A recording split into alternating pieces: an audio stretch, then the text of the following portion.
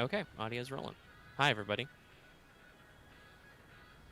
Hello. We are I live. immediately had to fight a burp there. That's usual. Yeah, that's what happens when you eat spicy. Okay, I just realized I don't have the live control room. Give me a second. We'll get all those balls rolling. I'm gonna pick Japanese as my language. Yeah, fair enough. Oh, by the way, Lucky is playing as... I like how Axe says Omega is a little bit quiet in comparison to Omega. I'm glad I can't even see that guy. That's hilarious. I might also just be quiet. You don't know. All right, let's open up live control room. I paused for a second there because Lucky was talking about the thing he's streaming. You'll get more of in a second. But also, I was observing that yes, you actually uploaded the AP. Yes, I did. So I did that. Can go ahead and probably throw that out Sunday. Get us all caught up. Because we did that, and it was cool, and it was very long. I might just be quiet because I wasn't close to my damn mic at the moment. Yeah, I don't know. But yeah, welcome to Aegis Rim. Yep. Which I absolutely would have myself acquired for this holiday season. It's apparently out of stock on Amazon, so I'm going to have to wait a little bit. Yep. I got a birthday coming up. I'll work on something. Yeah, no, Lucky got this for Christmas. Along with Dragon Crown Pro. That's cool. Yeah, that's a good one. And then Lucky was all like, shoot, if I'm getting Vanillaware, I might as well go find me an Odin Sphere. And I'm thinking I might pick up the PS4 version and the PS2 version, because apparently you can still just buy the fucking PS2 version on Amazon. Interesting. And I was like, oh, okay. Hey, cool. Vanillaware, when is my remaster of Grand Grimoire? Or many other I've played quite a few of theirs. So I'm interested in 13 Sentinels, which a lot of people say is really, really good. I just haven't had the time. Oh, she naked. I've been real busy with stuff. When you have to be... you have to be naked to pilot the robot. Rule or something. I guess it's a rule. So Lucky's going to be playing a new game, and we'll probably have to stop to activate New Game Brain occasionally. Yes. I am just... I'm going to do some comfy gacha farming. I've got to finish up my currency grabs from the Arknights event, and I'm also probably going to take advantage of the half AP and do some free quests. Yeah. FGO. Because the event is over. Everything's all ogre now. But don't think just because Lucky is playing a new game that we won't talk about Cyberpunk. Yeah, no. We actually had a brief conversation about this. About to see how far... I had to progress check where Lucky was, because if Lucky got out ahead of me, which would basically at this point mean you beat the game. Yeah. Semi-spoilers for our discussion, that's the point I'm at. I'm at the end of Act 3. I'm at the point where the game is like, this is the point of no return. I'm like, really? Okay, I'll turn around. But yeah, so I wanted to do a check and be like, hey, I might need a little bit extra wiggle time if you want to actually work on that. And you were like, nah, you basically told me you're still in the middle of the Act 2 quest. And I'm like, okay, all right. Yeah. We're good. Lucky is busy fighting crimes and causing crimes. Like, That all works. over the place. All right, so before we get into that, which we might as well be the point where we begin, unless Lucky has something else he wants to yell about. Nah, I'm good.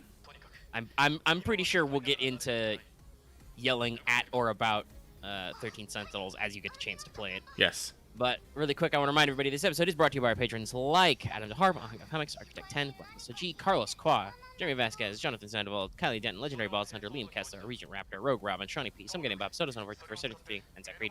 If you like what we do and want to see more, consider us on Patreon. You can get access to those early on some other goodies and really helps us out. Thank you for your support, everybody. Thank you. So now we are in the WhatsApp. Yeah, okay. We can talk Cyberpunk. We'll just get in there. Yeah. It's our big game right now. So obviously I've squished ahead of you. Yep. Well, It's to be fair, as I said, I was 30 hours in, and I'm all like, no, I'm gonna redo this. Yeah, you were ahead of me, and then you retracked. And also, it sounded like, based on the conversation we had earlier, you were also taking the time in the middle of a lot of your story quests to do a lot of NCPD crimes in progress. Yeah, no. The open world quests. Because I believe both of us have now caught on to the fact that that's the way you actually make money in this game. Yeah. You go into dark alleys, knock over 5 gangsters, you find a chest full of stuff, and then you sell everything or turn it into crafting bits, basically. Though I told you that I actually had very good responses waiting to Act 3. I literally found in a crate legendary mantis blades. That saved me 100k. Well, Then spent on legendary gorilla arms. Well, I'm not so sure. I think some drops are... There are some loot which is scripted, but there's I definitely feel like... I mean, I found way more, like, perk and skill shards doing crimes in progress, right? Yeah. Like, I'm starting to get those as well. There's definitely a certain randomized aspect to it. Though, also, it's weird. Like, I just realized, because I've started doing some of those in a different area, I'm in, like, Corpo Plaza, there are some weapons that, up until now, I have literally never seen in the game. I can't check my exact hours right now. But, like, no, I did a couple quests where I bowled over some Kang Tao guys, and I was like, holy shit, you guys have smart shotguns. Where the fuck were those been the entire game? No, smart shotguns have been there. Like, the fucking... I mean, I'm sure they have. Like, I expect there's a smart tech and power version of everything, but I'm like, man, I don't think I've ever noticed these before. Yeah, no, it's the fucking Zao. It's Yeah. Yeah, I've seen it before, but like speaking about like early things, and I think different manufacturers do different things. Like I think a lot of the smart weapons are Kang Tao, right? They're Chinese sounding. No, well, it depends. A lot of them are like the Chow pistol and the Jian SMG. Like, there's a couple different models. Like there's a model like there's because the Ashura sniper rifle, which I actually don't like. It's I don't single. like the smart sniper rifle. It's weird. It's because it's single shot, but it has long range, and if you get that, I mean, yeah, the strategy is you poke out from cover, you wait for a guy to be like whoop, and you just fire vaguely in his direction and then go hide. I honestly prefer to do that. I have upgraded the Widowmaker, the iconic tech precision rifle, to legendary status. Yeah. I much prefer to, because basically I could beat the game. I don't want to yet because one, I'm still working on I think the last side job strain I've got in the game, which I'm doing Carrie Eurodyne's story. One of Johnny's old bandmates. He's still alive. Eventually, Johnny is like, "Yo, bro, go check out my guy, Carrie Eurodyne," and I'm like, "Okay, Johnny." That's actually a very good question. You probably have not done the Chippin' In quest with Johnny yet. I think that doesn't happen until after you do the Voodoo Boys. Yeah, like I was planning on going straight into the Voodoo Boys after I talked to Meg. I was like, let me see if I can get in at least into Act 3 so we can talk about Act 2 as a whole. But I'm like, oh wait, no, there's other games I could be playing because, I got them. Yeah. So I was like, all right, I'll throw up a poll here and let's see here. So I'll throw up Cyberpunk because I'm still super into that. I'll throw in 13 Sentinels because people say they like that game and I think it's pretty cool. Who does not like Vanilla? And I'll throw in Genshin Impact because I'm super fucking behind on that game right now. And oh yeah, me too. I mean, like with my first run of Cyberpunk probably coming to an end, I expect sometime next week I can actually, like focus on that. Like today, I remember to log in and everything. Oh, we're in 1985. They did a new system where you get Acquaint Fate for ascending characters. That's cool. I had enough to do a roll. I got a 5-star weapon blob and another water sword boy, and I reminded why I don't like Genshin Impact as much as I thought I would. Basically, every time I log into Genshin, they give me enough shit I can do a roll, and it reminds me why I don't play this game religiously, basically. Because I feel like I get punished every time I want to roll. But that's a different discussion, maybe, probably. Yeah, but I put it up, and people almost overwhelmingly voted for 13 Sentinels. I was like, wow. Because this game came out last year, if I remember correctly. I think it's a 2019 game. I just haven't had the chance to get it. But, okay. I think it came out last year in Japan, because it's got full English voice track. I don't think it came out until, like, November this year in English. Oh, really? Yeah, I think so. Okay. I believe it's the English release is fairly new. But But Yes. I don't spend enough money on Genshin to get pity roll manipulation. Yeah, that's again like good on Genshin Impact for coming up with ways to get you more stuff, but it's not enough. It's not enough. No, like we had a long discussion. We're not going to reiterate. Yeah. But we had a long talk because there was a question about it on Let's Talk FGO, which was streamed to public yesterday. It's already out. Yep. We did a special Christmas episode. Hope you enjoyed it. If you haven't checked it out, go ahead and go back. But a lot of people are like being like, oh, I mean, Genshin's got a pity system. Yeah, they got a pity system. That's about the only thing their gacha has going for it. As a guy who has rolled oops all weapons, right? Like their rates are not good. They make up for it by having a serviceable pity system where if you roll a lot, you will get something. Mm-hmm. But it's still like, and I admit I'm like for all of this month I have been super low res on Genshin, and that's entirely because of Cyberpunk. But whatever, that's that's how it be. Mm-hmm. But it's definitely to me felt like it. I don't really get a lot out of rolling in it, which is sad because there's characters who are really cool and I like. Mm-hmm. Well, yeah, it's got a core gameplay loop, but it's like the point of like, okay, well these character designs are really cool and stuff, but when do I ever get to use them? Never, because I don't roll them, and then I have too many characters I can't even use anyway. But that's a different discussion. We may or may not go back to Genshin later. But so Cyberpunk, right? Cyberpunk. Been playing it a lot. Mm-hmm. Just seeing a lot of different things, getting a lot of cash. Like I said, I could end the game. I'm trying to do a single side job left, and then I'm gonna probably still save enough money to maybe buy a couple bits of wear that I still need. Track down some guys, or maybe acquire like I don't know, a couple of cars.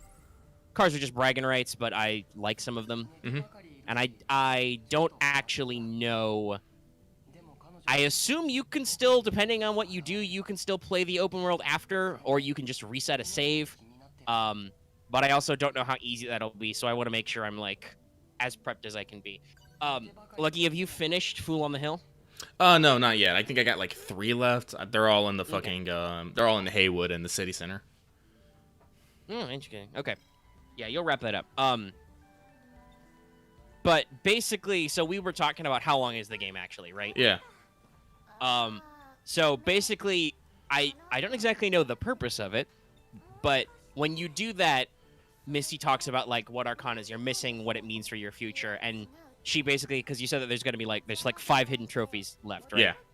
I assume one of them is like complete the game period, and then there's probably like 4 endings that she talks about. Basically, she talks about the end of your journey will end in 4 ways. I think it's Devil, Sun, Star, Temperance. Really? So I'm assuming that those are all the different ending results. Though I have heard there is a secret ending.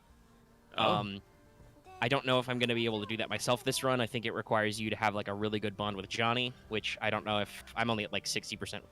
Yeah, I don't like I think the best way, I'm one of the things where I really don't feel that fucking Cyberpunks explain enough of their own damn system sometimes. Well, and honestly, the feeling I get is you're kind of not supposed to know about some of it. Like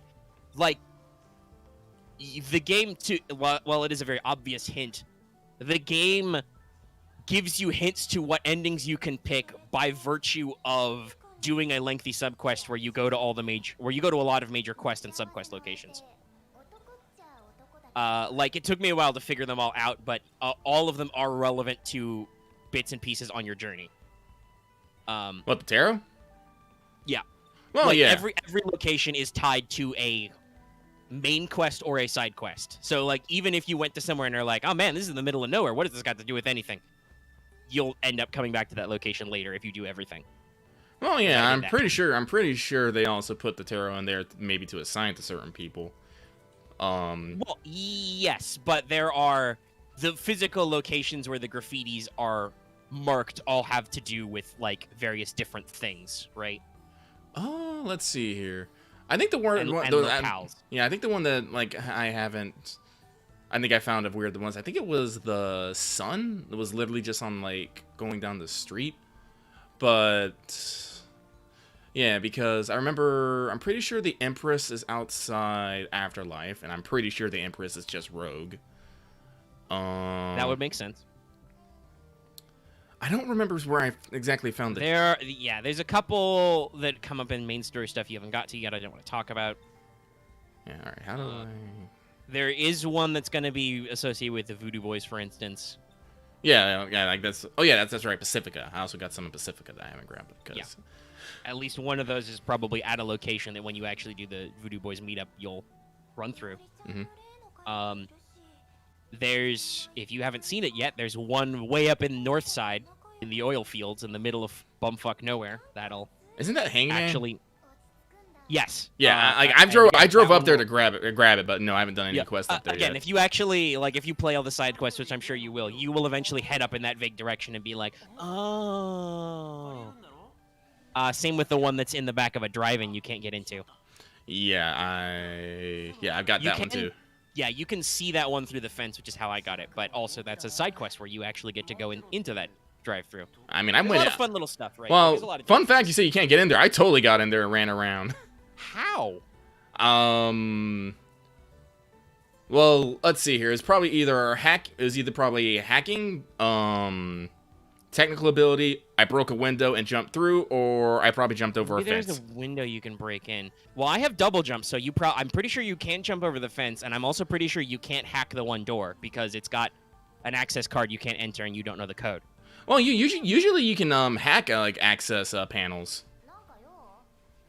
What I mean though, Lucky, is that it's a very obvious that's a quest that gives you the opening of that door. It's a side quest thing, so I'm pretty sure it's not intentional that you can get through that door early. Because I tried looking around, there was no code. It was not access to be hacked. It was just access denied. Though I don't know. I had at a different time, even when I knew the code to a door, I had to fight the game interface because it's oh, you don't have the token to access this door. And I'm like, game, I'm not trying to push the square button to do the door. I'm trying to press the square button to enter the keypad. You numbskull. The interface is still not perfected, right? Mm-hmm. That is one of those things where you can definitely feel it's fuck, trying to enter the code. I just realized you have crosshair sway at all times, and I'm trying to punch in a fucking keypad. Why are you moving the crosshair? Stuff like that, right? It's got a lot of weird little interface quirks you have seen on stream with him, and I've talked about it before, where sometimes you can't pick shit up even though it's on a table because you got to be looking at it at just the right angle. Mm-hmm. So I don't know. Maybe you were able to get a better angle and actually interface with it properly. But when I tried that, because I was trying to get in there, I was like, oh no, I can't get in. This must be a side quest thing. Well, yeah, like I said, I didn't find anything particularly special in there. I found some tapes. They closed because of reasons. Again, employers are really shady to their employees. I found an access point. And then I just ran up onto the back there. What was it, that one? I don't remember. Gosh, I don't remember either off the top of my head. There's a lot of them. Though you are explicitly missing some, which Misty will tell you which ones you don't find. Yeah. Yeah, so... But yeah, there's a series of endings. I assume it's going to be either there's going to be just the one big job at Arasaka to get the thing, to do the thing. And you'll have to do different endings when you get there, or it'll be okay, we're setting a plan. Who do I call out of all my contacts? And that will shape your ending. I don't know. Again, I haven't crossed the threshold of no return. I'm not exactly sure what ending I will do when I get it. I'm probably going to do a manual save before I do in case I don't like any of my endings. Or, like I said, if I can do the secret ending, I might do that as just an optional thing. But again, I don't know all how it works yet because I have to have conversations with people in places. And like I said, the game was hey, if you actually go in here, you can't do any more gigs or side jobs. And I'm like, oh, well, okay, I'll do some more. I want to buy some more cars and stuff. And then like I said, I got started on this little carry Uridine thing, and I'm like, well, shit, now I have to kill time until the game phone calls me, basically. But yeah, there's a lot of interesting foreshadowing and talking about stuff. Have you been doing your Zen meditation quest? Zen meditation quest? Oh, okay. So you've not found that guy. Just out there in the world, you'll find a guy who offers you to do some Zen meditation, and it's pretty cool. Talking about how fucking spiritual this game is. Oh. Yeah, you meet a Zen master. He has a pay what you want scheme to use his meditative brain dances, and he's got 4 meditations, 1 for each element. Oh wow. And you basically just follow him around and like do different meditations. Neat. No, I think the thing that most has been on my clock was doing the Centerman quest line. Mm-hmm. Yeah. That's a weird one. That took me for a trip, especially the follow-up quest.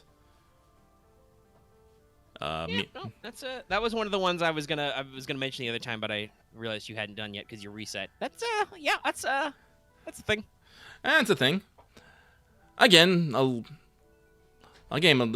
likes to really harp on life after death in general, who you are, like, the mark you make upon the world, your faith upon such things. I think it's because while it is a game about the cyberpunk setting, right, and it plays into a lot of the cyberpunk themes, it's also a story which involves like your struggles with dying, basically. Yeah.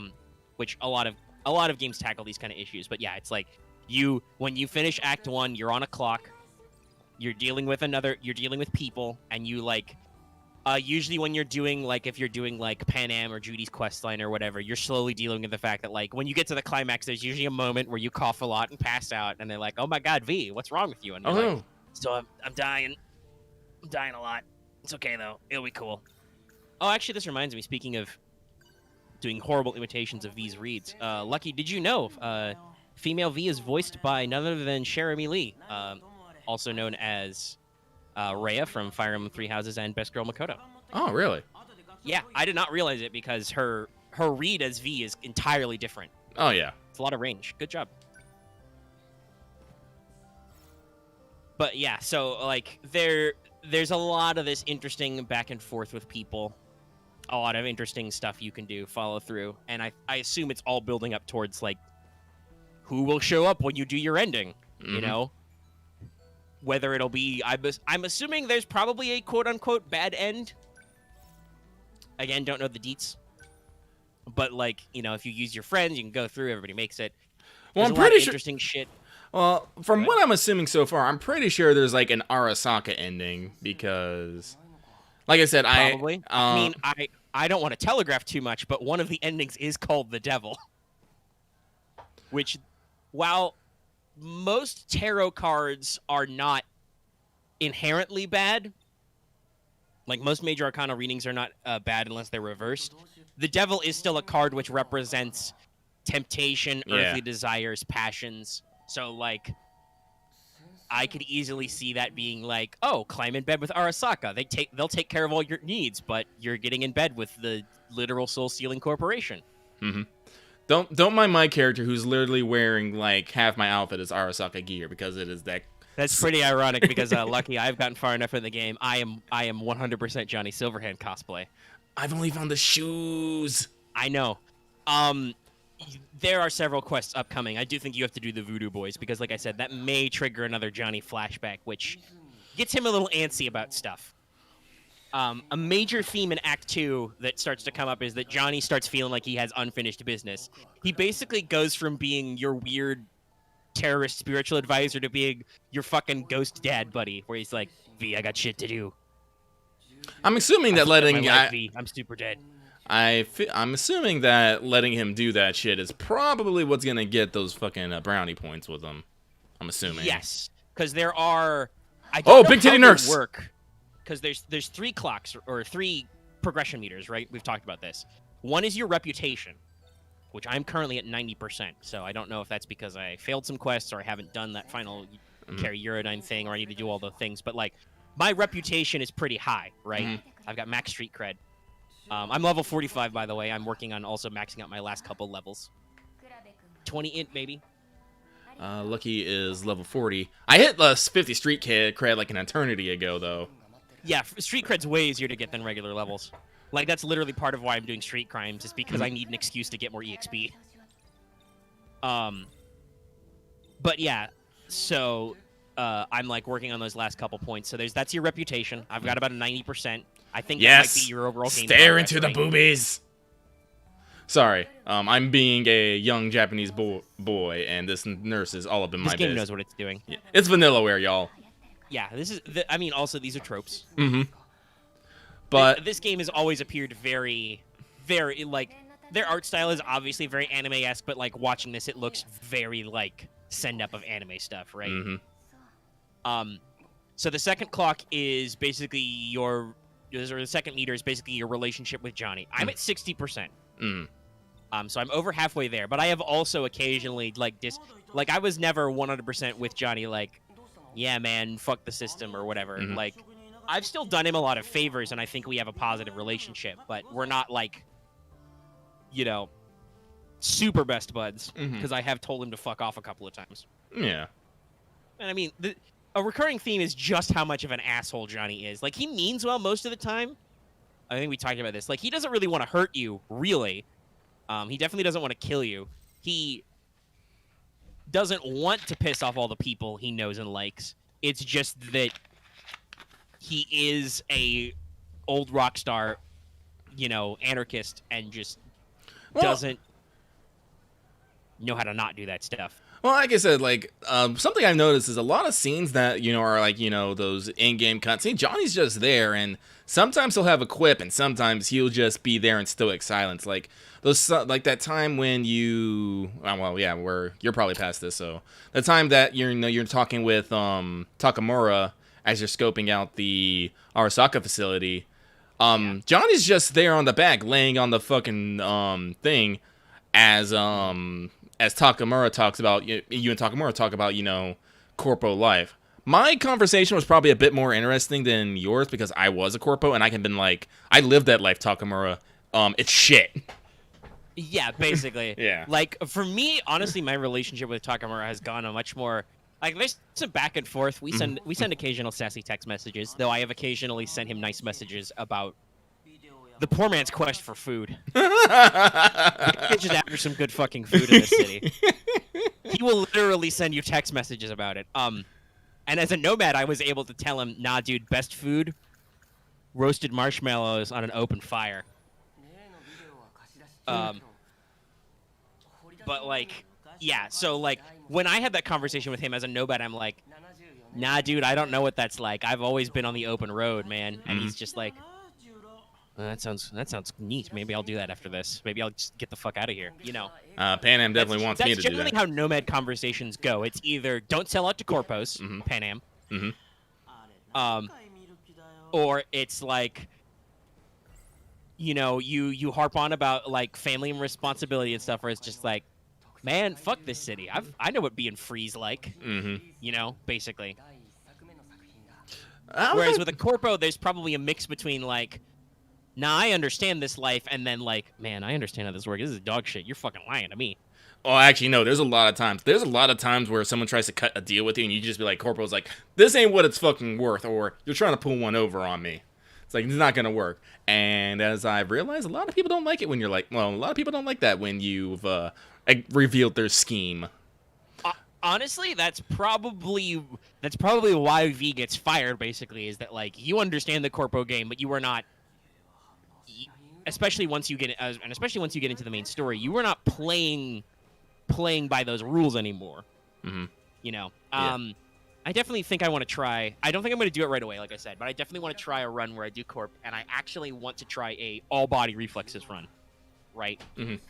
Just go apeshit with vanilla weapons, fuck sneaking, which honestly, that's the point I'm at with Crimes in Progress, like NCPD tasks. I'm like, hello, I was able to find crafting blueprints for an iconic smart SMG. Not an upgrade, a literal legendary iconic smart SMG I just made. How many of you are there? There's none of you anymore. You're all gone. Mine's even more hilarious, since I've spec'd into, oh no! Oh, it's on my hand! Get it off! Because, like I said, I put literally 0 points into bottom reflexes. They're both at 3. So that means I'm at, let's see, at level 40 something. I think I'm at like 18 cool, 18 technical, and 18 intelligence. But my opening gambit is literally this. I open up, I hit breach protocol, I make sure to get mass vulnerability because I'm far enough in the intelligence tree that they give me the first one free. Once everyone is extremely weaker, I just hit them with my... Do I have the... No, I don't have the... I have the epic level corrosion. And I just watch everyone just fall the fuck over. Yeah, that's pretty good. My, while still doing gigs or sneaking, my usual MO is... Because I am still mostly an int tech character. Shit. But, like, what I do is, I usually breach protocol, and then I'm like, you work for me now, cyberpsychosis. And then, while that guy's off fucking around, killing everybody, I do my own business, basically. Actually, I've been thinking about I need to actually find some more legendary quick hacks, because I got a couple, and I realized that just having legendary ones equipped give you passives in hacking. They have passives and stuff. And you can also get... that's a perk if you don't have it yet. I think it requires level 18 and int. You can get Bartmoss's Legacy and get access to legendary quick hacks crafting. Mm-hmm. But yeah, so oh shit! Like we said, there's a lot of interesting things going on. But like I really, especially because I feel like, okay, so tech and cool are pretty common in terms of dialogue options. Mm-hmm. I feel like there's also a shitload of body dialogue options I've never been able to take. Well, yeah, just, you know, usually they're like, they get people to fucking back off, or... Yeah, I think there's basically two kinds of body dialogue options. One is, don't fuck with me. Mm-hmm. And the other is, I know my way around a fight. What's actually going on here, right? Mm-hmm. I don't know how useful cool dialogue options have been, because usually they just involve you being a sassy bitch. Yeah, they really do. But they at least get interesting dialogue, and tech is incredibly useful for just knowing your way around shit, right? Mm-hmm. Like, intertech is like, hey, I know what's up. She's literally doing running with toast in her mouth. This is literal cliche. And she's saying Jikoku, Jikoku. Oh yeah, no, this has definitely got some major classic anime vibes. Yeah, no. It's pretty cool. Like I said, I can't wait to pick this up. Yeah, no, it actually says that the year is 1985, so... Ooh, yeah, okay, yeah. That's pretty fun. Like, so overall my thoughts, Cyberpunk is, like, there's a couple of systems that, like, I think Axe put it a great way. And you know, we talked about where we can lay blame. There's definitely something to be said for, like, the execs behind this game, in a huge twist of irony, making a Cyberpunk game. Mm-hmm. But... like, the game was definitely pushed out a little early. It feels like it's only about 80% done. Mm-hmm.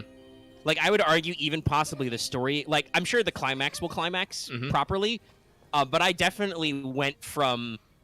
I feel like I was in the middle of Act 2 to entering Act 3 really fast, and then Act 3 is nothing. Like, Act 3 is like... you get into Act 3 after you do Takemoto's plan.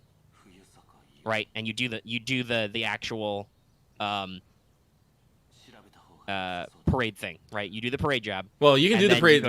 Well, I said I did the parade job. You have to complete all the fucking Okay, all right. So it's different order. Yeah, because like I said, I still have to go to the Voodoo Boys, and I'm still in Act 2. I've completed the parade.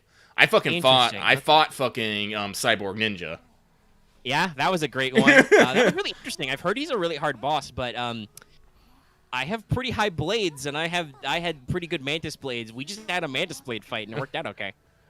Admittedly, I'm also carrying, like, as I am also a crafting spec character, I'm carrying 50 billion purple max stocks. I'm like, oh, I've stubbed my toe. Like, I will say this, I'm betting that's probably coming in body and reflexes, but I still feel very fragile, even at level 45. I'm super fragile.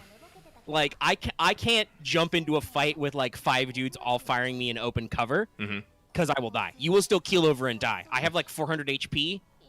You still flop over. And now part of that is because my armor is not necessarily 100% optimized because I'm wearing all Johnny Silverhand cosplay. But it's still like a little jarring to be like, oh man, these street punks with their common level guns just flatten me. But it's like, no, you're squishy. I expect that's what doing body and reflexes will probably do. Yeah, I'm pretty sure they have. I can report to you that I completed Beat on the Brat. I actually won all my fights. Oh, really? How? Fuck, I bought legendary gorilla arms and put thermal in them. Ah, that's Yeah, true. so that's the thing about Beat on the Brat. I think the way to cheat that if you're not a body character, buy gorilla arms, because you can still use those in an unarmed match. Okay.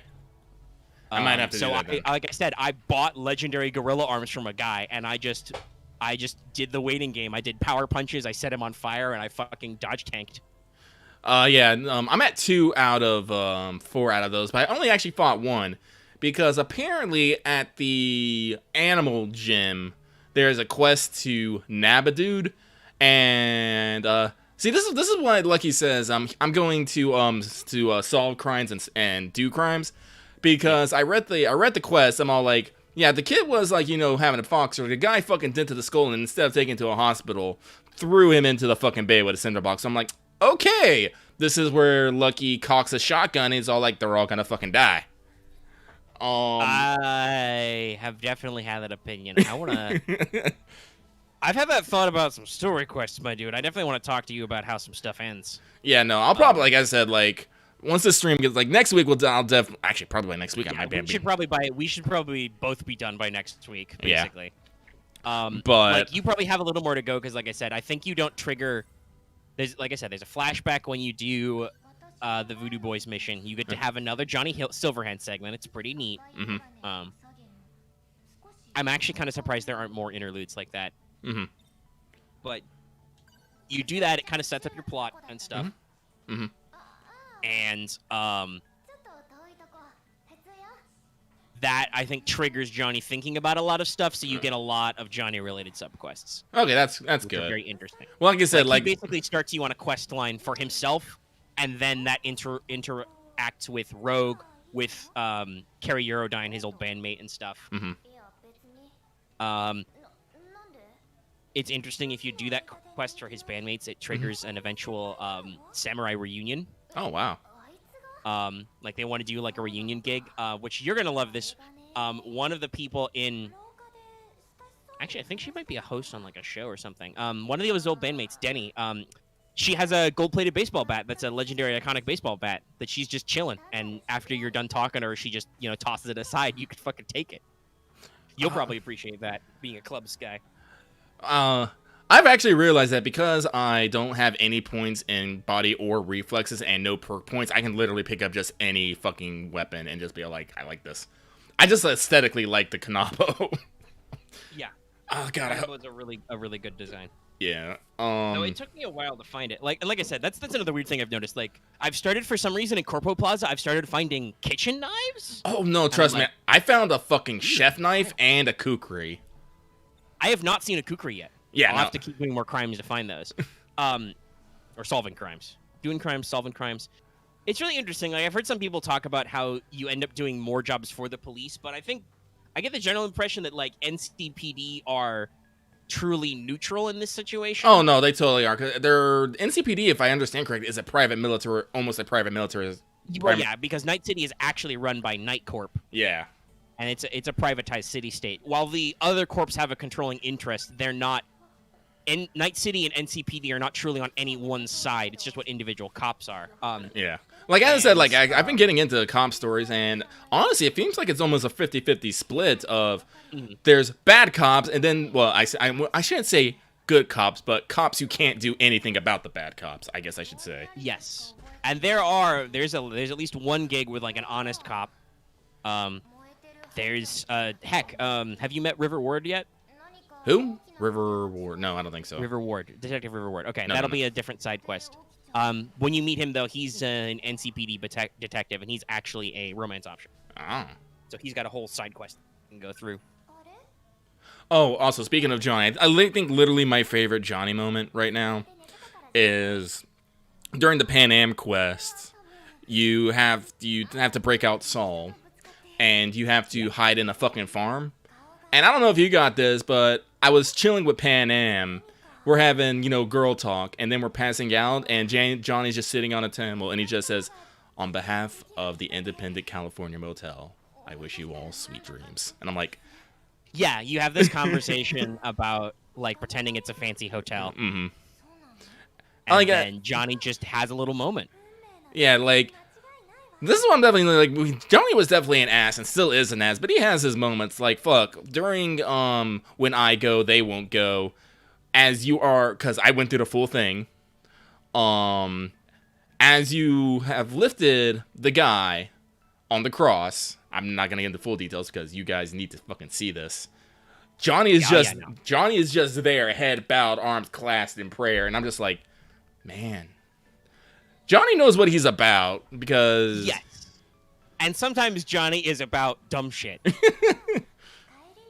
Like, hey, if you didn't think Missy's little orange pills were gonna come up, that's definitely a plot point at certain points.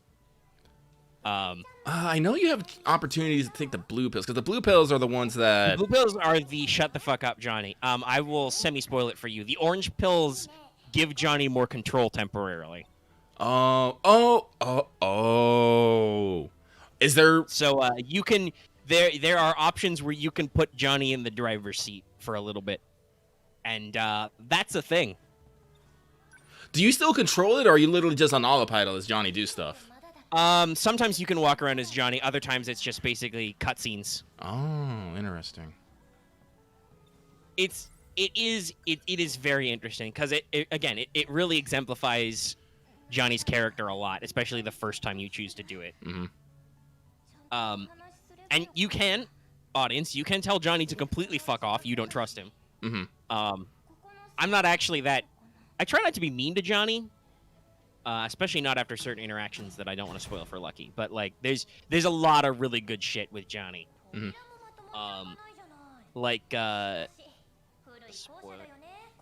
You can find the spot where his real body was buried. Oh shit! Really? Yeah, that's a side quest thing, and you get to have a very heart-to-heart conversation about him with a lot of different options, and it's like legit you are bonding with this guy. Like that's another thing. I bet one of the endings is gonna be like, nah, Johnny, just take my body. Like I bet that's gonna happen as an option. I don't know how well that ending would go, right? Yeah, like. But I bet it is an option. Let's see here. So yeah. Well, fuck. What was the fucking four? Devil, Temperance, Sun, Star. Sun and Star are both generally positive. Temperance is more balanced, and then Devil is like technically positive, but can also be a dangerous influence. Because you say that, but like honestly, fucking. I don't know. I can theorize, but like I said, I don't know how many endings. Again, we'll do like endings and high level shit because there's a lot of specific stuff that I can't talk about either with Lucky. Like we can talk about the because I felt like I did Takamura jobs always at the end. So you've actually done the thing. Right? Yeah, and yeah. You've got her. Yep, I met her. We were immediately ambushed. Fuck Adam Smasher. I hope I get to kill him. I don't like him. Oh, he's absolutely got to be. That's another big thing is, you see this throughout the rest of it after that. Johnny and Rogue are also very caught up about Adam Smasher. Mm-hmm. So I'm almost sure that that's gonna come up somewhere. I literally did a side quest with Rogue to find and kill Adam Smasher, and he's not at the end of it, so I'm like, he's got to come back sometime, right? Oh yeah. And also that's just the perfect parallel, right? Mm-hmm. Like Adam Smasher was the guy who got Johnny Silverhand. Mm-hmm. You're gonna come back from the grave and get him. Mm-hmm. But yeah, so there's a lot of interesting stuff going on there.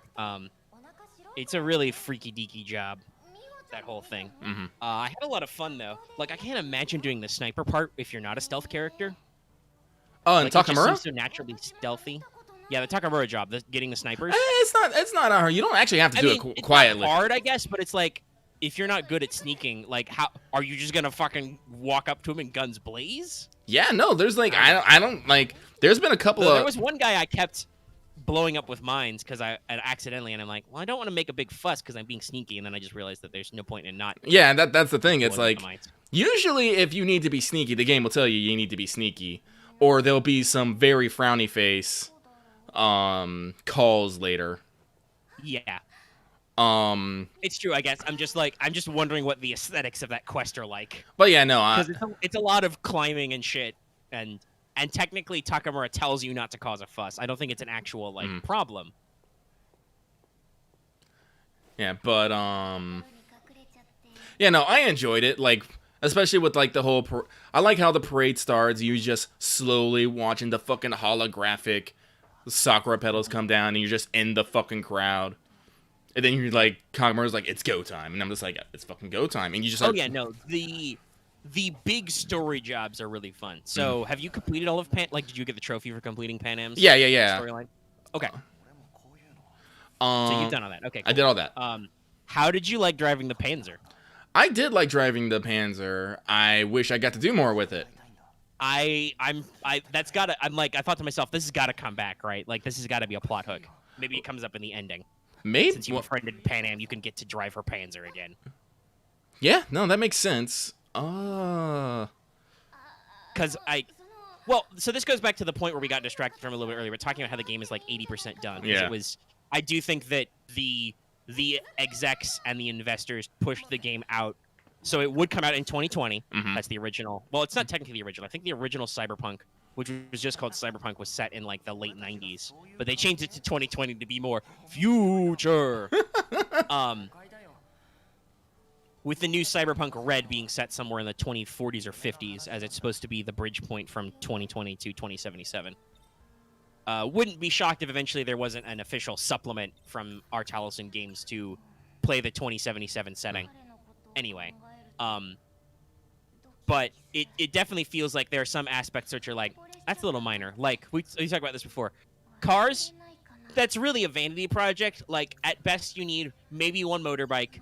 You probably need one street car of a decent speed, and you need one off-road car of a decent speed, because driving in the Badlands with a street car sucks ass. Yes, it does. But you can get all of those for free, basically. Like, Yeah. I have a hypercar. I found a Caliburn for free in a fucking cave with a shard about Mercman, so I'm pretty sure I stole the Mercmobile. Wait, Pitch black, by the way, too. Wait, so it's added to your list? Yeah, no, legit. You find a Caliburn, a hypercar, in a shipping container. And I think the tunnel you do the Raph and Shiv mission with Pan Am in, it's just in a shipping container, and you click square on it, and you just own that car now. It's like an unmarked hidden objective. Well, now I gotta go back to that fucking cave. Oh, yeah. No, it's great. It's a great car, too. It's the fastest piece of shit I own. Actually, it turns like a cow, but it's very fast. And like you talked about this, I think, in an off-mic conversation about how there is a in-game wiki for cars, basically that includes AVs. You cannot operate an AV at all in this game. Yeah, which is kind of sad. Mm-hmm. Actually, but, like, most cars seem cosmetic. Like, they have different handling, but what I understand is I don't think they really have different durabilities. No. Maybe big chunky cars do, but not that much. It's very minor. Yeah, it seems like to be like what here's the thing. I don't destroy a lot of cars. Like, I honestly don't. No, honestly, most cars can put up with a lot of abuse. Yeah. Anyway, but yeah, it seems to be mostly like your handling and your maybe acceleration and top speed. I don't fucking know. Yes. But the thing that's been bugging me, like I said, I've driven the Caliburn. That thing hits on a straightaway. That thing hits 200 easy. Oh Jesus.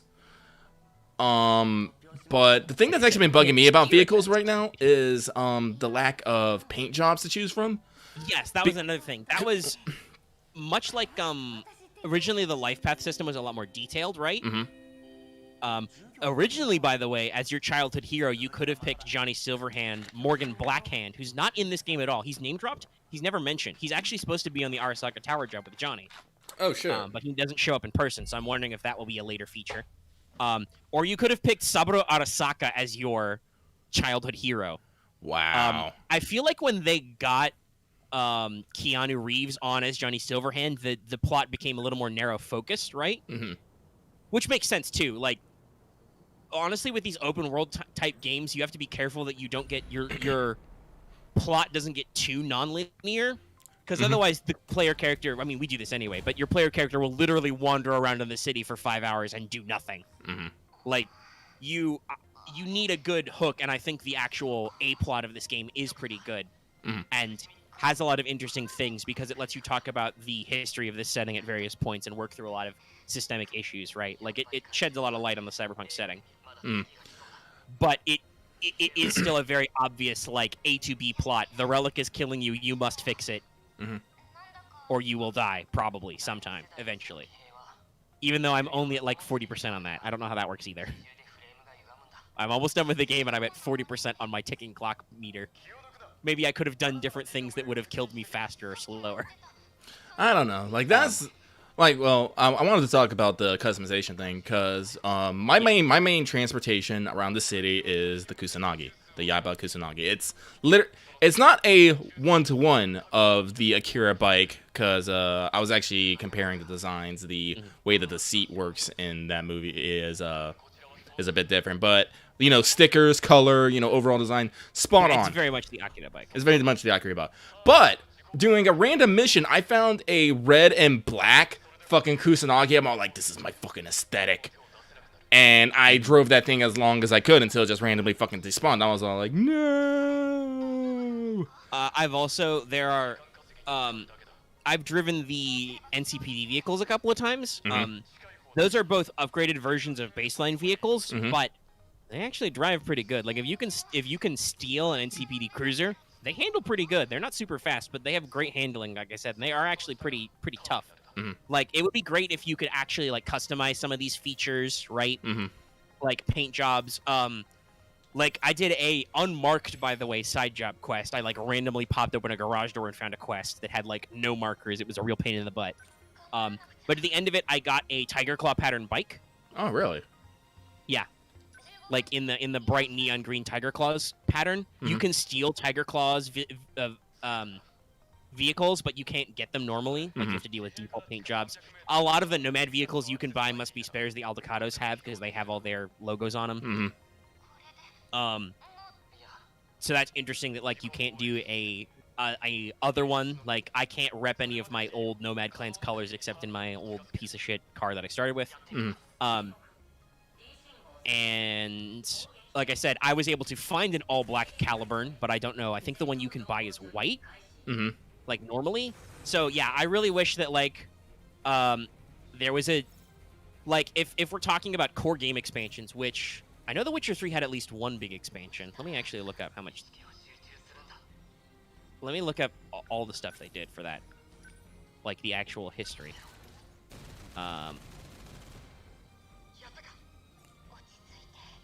Like, I'm pretty sure there was an expansion. Yeah, DLC.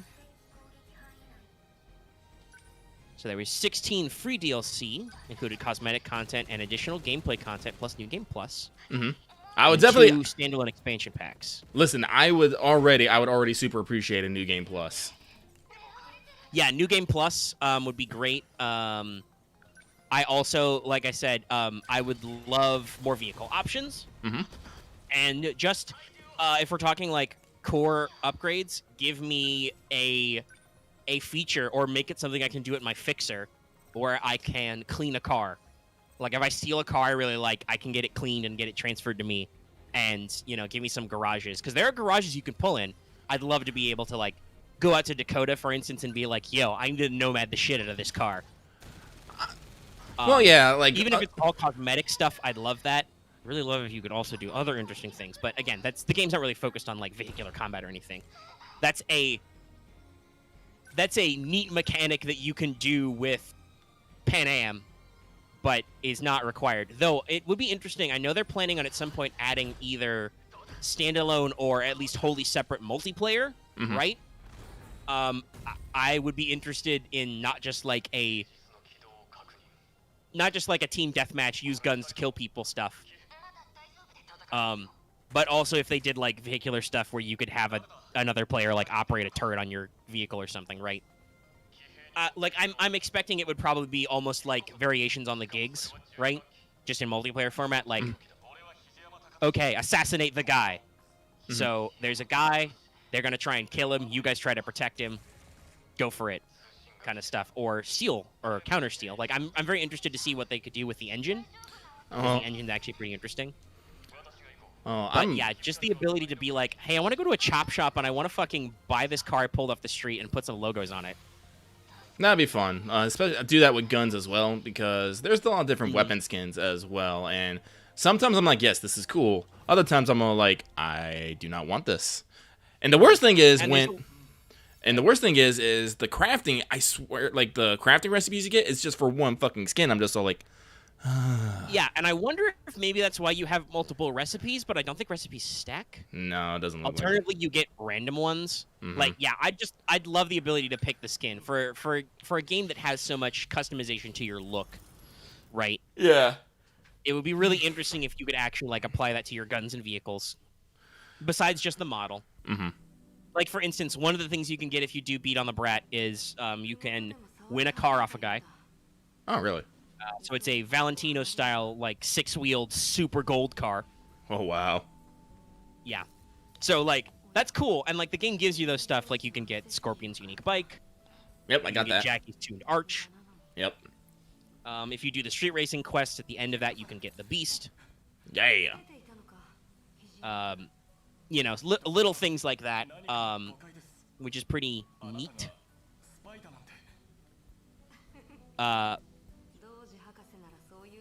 But it's still, like, those are basically iconic vehicles as opposed to iconic weapons, but they're still not, like, my car. The Beast is still Claire's truck. She just decides she doesn't want to drive it anymore. Yeah, for reasons. I've only done the first race in there, so I tried. There's a whole reason why Claire's racing. I won't talk about that, but she got her own reasons to race, you know. She got that baggage. I'm assuming it has something to do with her dead partner or something. Yeah, probably. But like I said, I would love just little more extra cosmetic stuff to matter a little bit more and like be more customizable. Yeah, and if they want to do like a new game plus or like do more side job chains, that would be cool too. But we'll just have to see how it shakes out. Yeah, let's see. I think I still think you talked about this. Gosh, was it on a stream? We talked about it sometime. I don't know if maybe it was during a game or something, but about how they still have like sold record-setting amount of copies even with refunds. Yeah, but like I said, that might come out because apparently fucking investors are laying a fucking lawsuit against them. Jesus. I mean, we'll have to see how it shakes. Like, again, I'm hoping they're not gonna like, as I said, like. I mean, I would say this: if you're the investors or the executives or the consumers, I would be careful about like laying them low before they can make the next gen version of the game officially. Yeah, I know. Because that will probably be fairly stigma free. Honestly, right? Like everybody will know it will have the benefit of hot fixes. It will be higher quality. It will run better. Yeah, I know, but like I said, I smell someone smells an opportunity. Well, like I said, I'm saying this because I'm worried. I'm super worried about what this means about actually like, future updates for the game. I know you're like, oh no, they're not gonna stop, but there have been times when a game has done shittily and companies have just gone, all right, we're fucking done with it, we'll move on. Biggest case in point, biggest case in point in this was Mass Effect Andromeda. Had a really bad launch, did not do super well, and so BioWare was just like, all right, fuck it, we're done. All our fucking DLC plans fucking canceled. We're moving on. Well, also, I will say though, in that case, BioWare was in a really and still is in a really weird place, right? Yeah. Where they've gone through major studio reorganizations. Also, they have problems with they are owned by EA, right? And that often sets a lot of interesting things for them. Yeah, but like they were going through a big also push on Anthem. As far as I know, I don't know if CD Projekt Red, other than the multiplayer side of Cyberpunk, right? I don't know if CD Projekt Red has like something going to pivot all those devs to, right? Yeah, I know, but also I don't think BioWare had to deal with a lawsuit just because their game people don't like it, or the investors don't like it. Like I said, and honestly, depending on how that works out, like you said, that may not actually work out for those people in the lawsuit. Because the game actually seems to be still returning on its investment. Yeah, we'll have to see. Well, like I said, but like I have a worry, I guess is the best way to say it. Yeah, and I mean, I don't want to be like, oh, everything's fine. Like this has been a very weirdly contentious, and I honestly you and I both agree that it's a little overblown. It's totally overblown. It has been a contentious launch. I think it'll buff out, basically. And I would still say, like,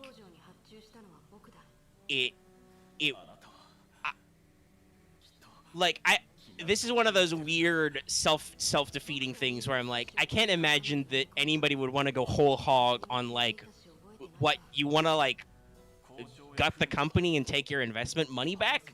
What if you just waited and got your investment money back? I don't understand why the class action lawsuit, because like, I actually did some research. There's been plenty of games that have just flopped on opening and everyone's like, oh, it sucks, let's move on. Fucking Aliens. I don't know, it has to Cyberpunk 2077 is a weird launch, like we said. Like, it's been pulled off stores. Sony and Microsoft and everybody are like have agreed to like work out their refund policy, so you can get a refund.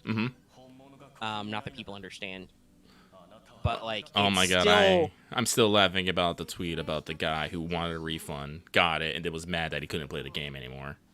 Yeah, because he was a dumb fuck and don't understand how this works. No. You don't get stuff for free when you refund it. You say, I don't want to buy this product, give me my money back. But no, it's very interesting that, like, I am hopeful that they can beat this over time and that hopefully things will not be too disrupted. Like I said, I cannot imagine that, like, while I understand if the devs are a little upset that, like, execs, you know, like corporate pushed them into finishing the game early and pushing it out. Which it does, I do get that vibe, right? Like, I get the vibe that, like, the game was not on schedule to be done this year. Yeah, it probably has to do with... That's why it with... went through a lot of delays, and there were a lot of, like, features that were cut and stuff, and they were trying to figure it out. But the game is still mostly done.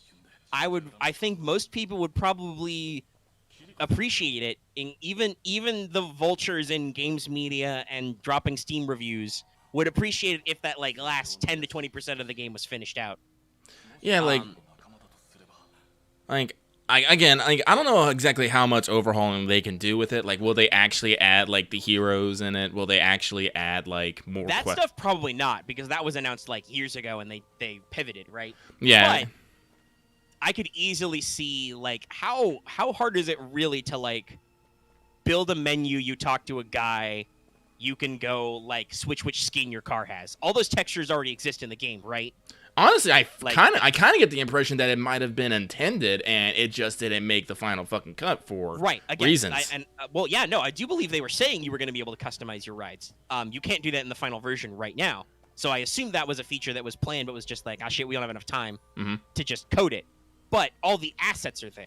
Same with all the gun skins. All the stuff is in game. It's just very rando. I would appreciate the ability to control that randomness. Like, major content adds would probably be like new car types, or, like I said, the ability to drive AVs, and a variety of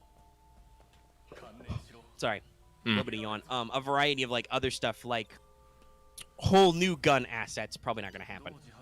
A new weapon type. Nah, they won't add a new weapon mechanic unless they do, like, a big expansion pack, right?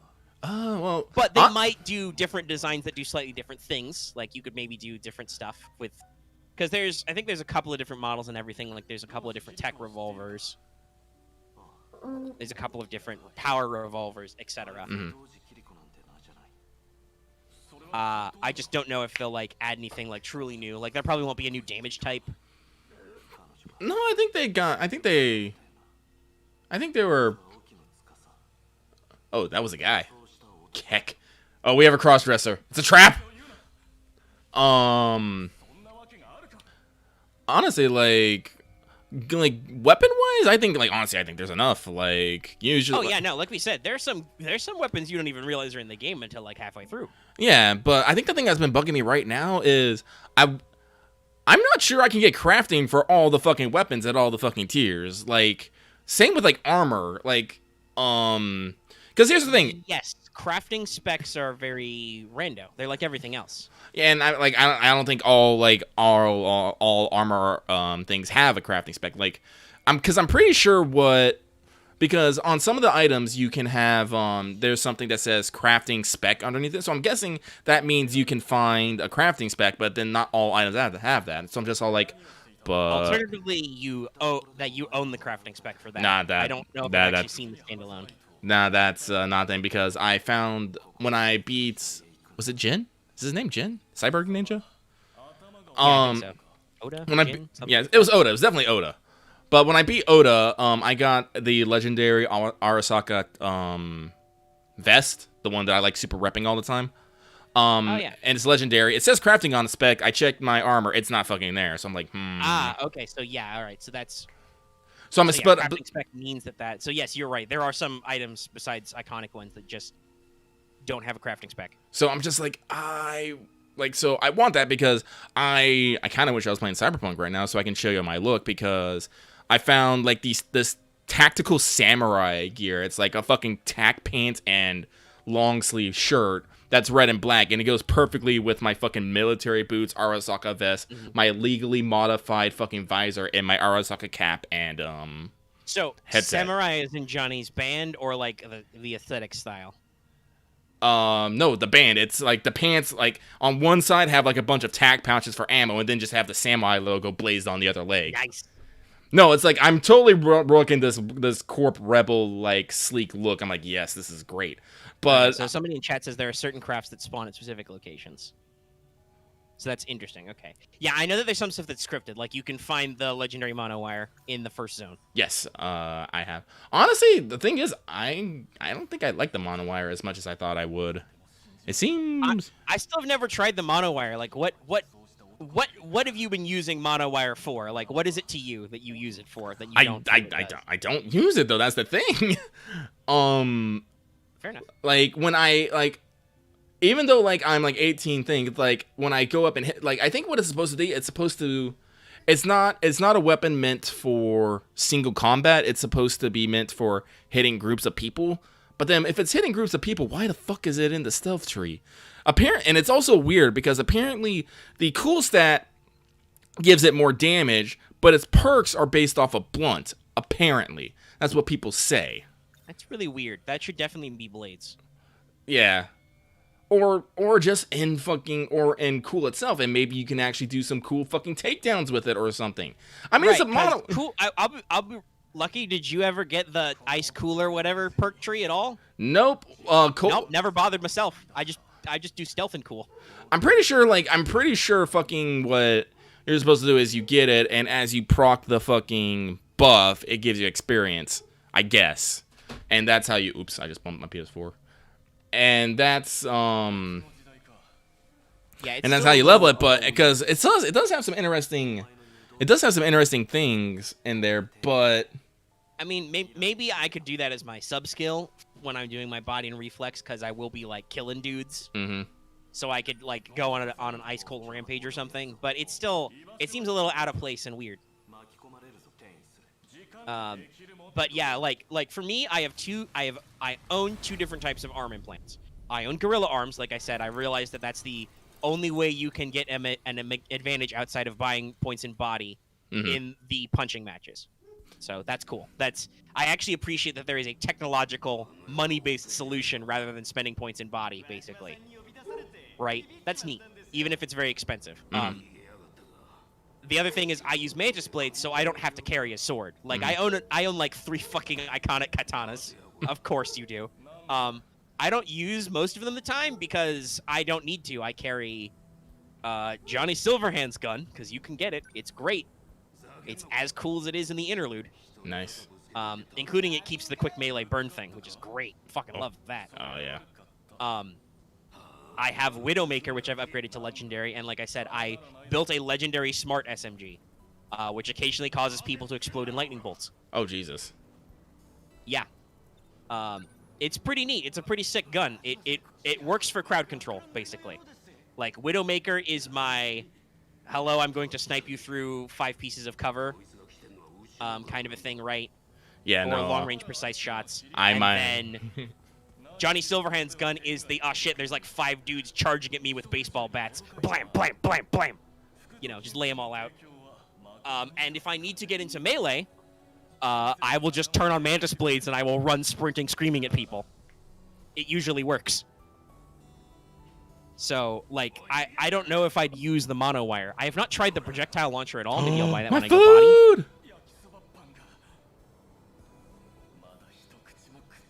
body. This scrub lord, your yakisoba pan.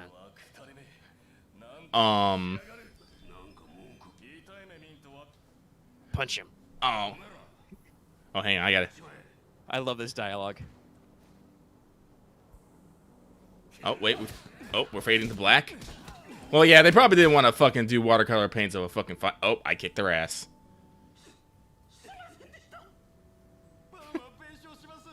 Well, I mean, Mantis Blades are blades. Yeah. I think you actually they have... definitely fall under blades, and I have some points in blades, so yeah, no. I'm pretty good at it. They're a little annoying because they have their instant kill animation. Like, if you do a critical hit kill and just drop a guy immediately is pretty involved. You shank a guy with both Mantis Blades and lift him up in the air and then throw them on the ground. It takes you a little bit, but yeah, they're pretty brutal and effective. Like I said, I don't know anything about the projectile launcher system. Like I said, I might play with the projectile launcher system at some point.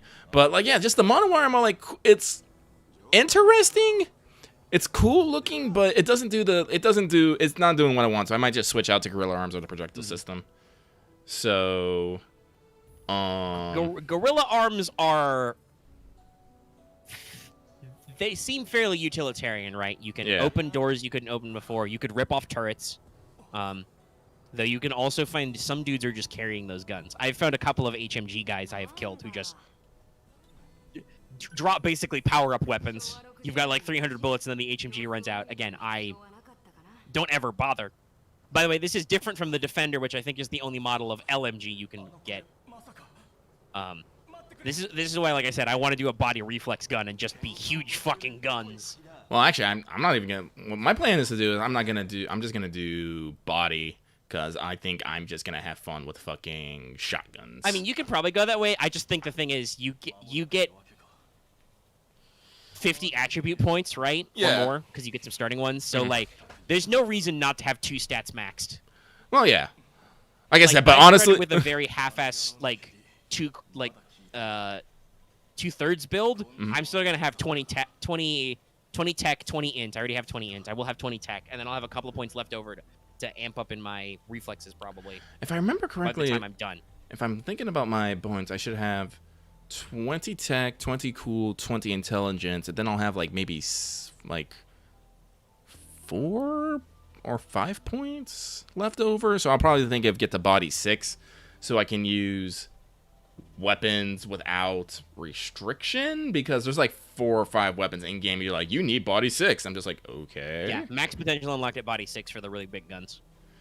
Yeah. But like, so my plan, like I said, is to concentrate fully on reflexes and body for the gunplay aspects. Because you get a lot of, like, with assault and handguns, you get a lot of interesting, fun perks that I can't really maximize right now. Live that solo life. Yeah, basically. Like, I think both of us are pretty much net runners. I like being a net runner. I really do. Well, and it's the most unique mechanic and probably one of the most safe. Because all you do is you hide behind shit and you're like, you fall unconscious, you kill your friends, you kill yourself.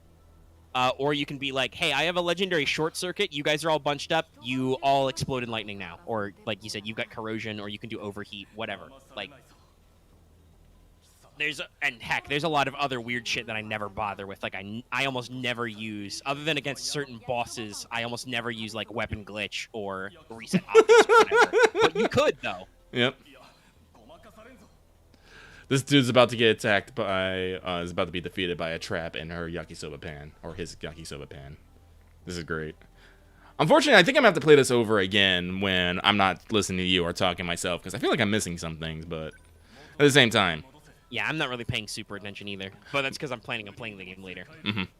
But, yeah, like there's Did you think you agree from what you've seen with the like slightly unfinished? Like it's got maybe a little bit extra to go to be really up there. Like honestly, like I said, like they probably should have pushed it back to spring of next year and cut the fucking PS4 and Or at the very least, they probably could have, with the extra months of development, like made those more stable, because they've done a lot in like a couple of weeks. Well, yeah, no, like they've already said that like they already have 2 patches planned in January and February, and I guarantee you those were not planned.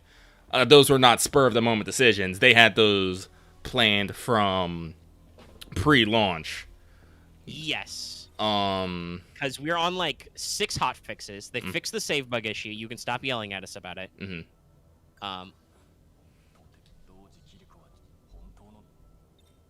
But like we didn't have a worry. I think it was only on PC anyway. All my saves were already 12 megabytes.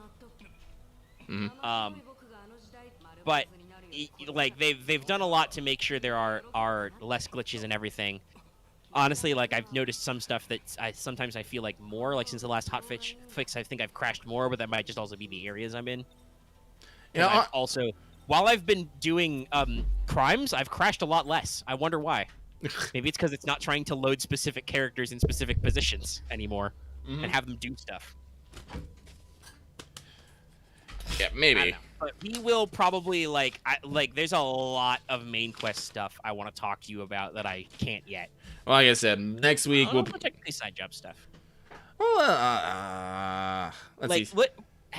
I want to, if you can, while you're playing another game, I want to pivot over to you. Do you have any really interesting side jobs you've liked that you've done that we could talk about, like from your angle? Well, let's see here. I'm trying to think. Like I said, Centerman was one. That is a trip. That is a trip. So basically, the way that Centerman starts is you get a call. I think it was from Wakako.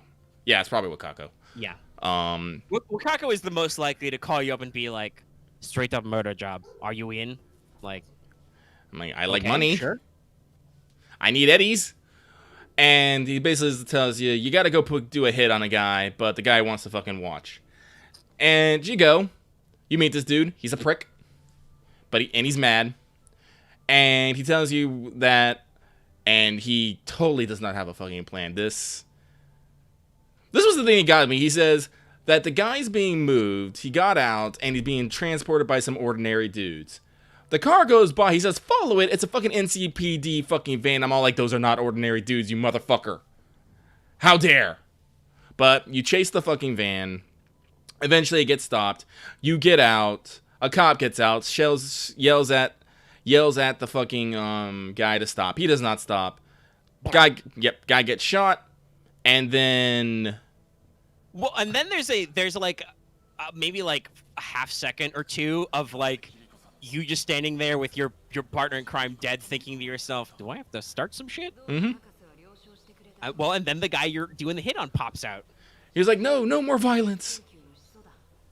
You get in the fucking car. And I'm like, what? And Johnny's like, this sounds like a fucking great idea. And I think he genuinely honestly meant it. Oh, no, Johnny does. There's a lot of weird ones where Johnny's just like, V, I have to see this. You gotta do the job. And I'm like, okay, Johnny, shut up. Shush. But I wish more people could see Johnny. I was kind of wondering. I was kind of wondering that when you linked up in the tank with Pan Am, that because you're sharing sensations and senses, that you might be able to see Johnny. But I think Johnny, just because he doesn't have any room, Johnny just shuts the fuck up. Like, I don't remember him talking a lot during that. No, Johnny sometimes pops in back seats of vehicles, but not in the tank. And like, there's a concern when you first plug into Pan Am's truck and her turret, where you're like, "Hey, you got some." She's like, "Hey, you got a weird biochip in there," and you're like, "Don't worry about it. I got some bum tech." Yeah.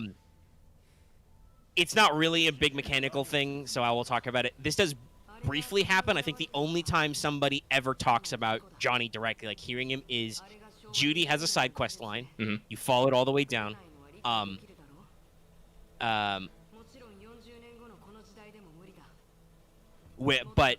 If you do her final thing, it's a really cool thing that I won't spoil too much of, but she has you do a really cool environmental thing because she's trying to record a BD with 2 actors at once.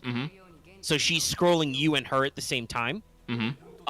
So you're kind of synced. You get weird feedback experiences from her. And at the end, after you're done with the thing, Johnny says some sassy stuff, and Judy's like, "What was that? Is that your construct buddy?" Mm-hmm. And you're like, "Yeah, ignore him." Johnny, shut the fuck up. He's like, I am not shutting the fuck up. I'm trying to get laid, Johnny. Shut up. The gangs are a little weird. Like this person in chat said, I do think it's interesting that like, I think Wakako knows people high up in the Tiger Claws, but also they clearly have separate people doing things, right? Like she's a fixer. She has pull with them, but at other times you absolutely have to take them out. Same with Padre and the Valentinos. Yeah, I'm pretty sure because Padre isn't running the Valentinos because you didn't do this and I only did this in my first round. I'm probably still gonna do it again. But when you go to Jackie's funerals at the El I literally can't do that. By the way, actually, I should tell you, I got a freaky conversation with Takamura at one point. It was during the stakeout where he's like, "Hey, you should know, the corpos, they took a look at your friend Jackie's body. They probably like partially pulled his engram with Soul Killer."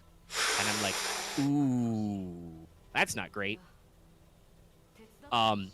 You probably don't have to deal with that because they had to have a funeral and buried him. Like, I literally had a conversation with Mama Wells in her bar where she's like, "I don't even have a fucking body, dude." And I'm like, shrug.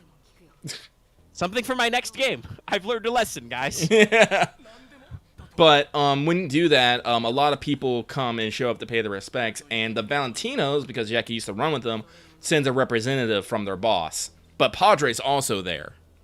Yeah. So, I think the idea is that with the gangs that are quote unquote nicer, which is mostly the Moxes, though you do occasionally have to tangle with them. The Valentinos are kind of like 50-50. They seem all right, but they're definitely in some shit, specifically in like Haywood and the city center.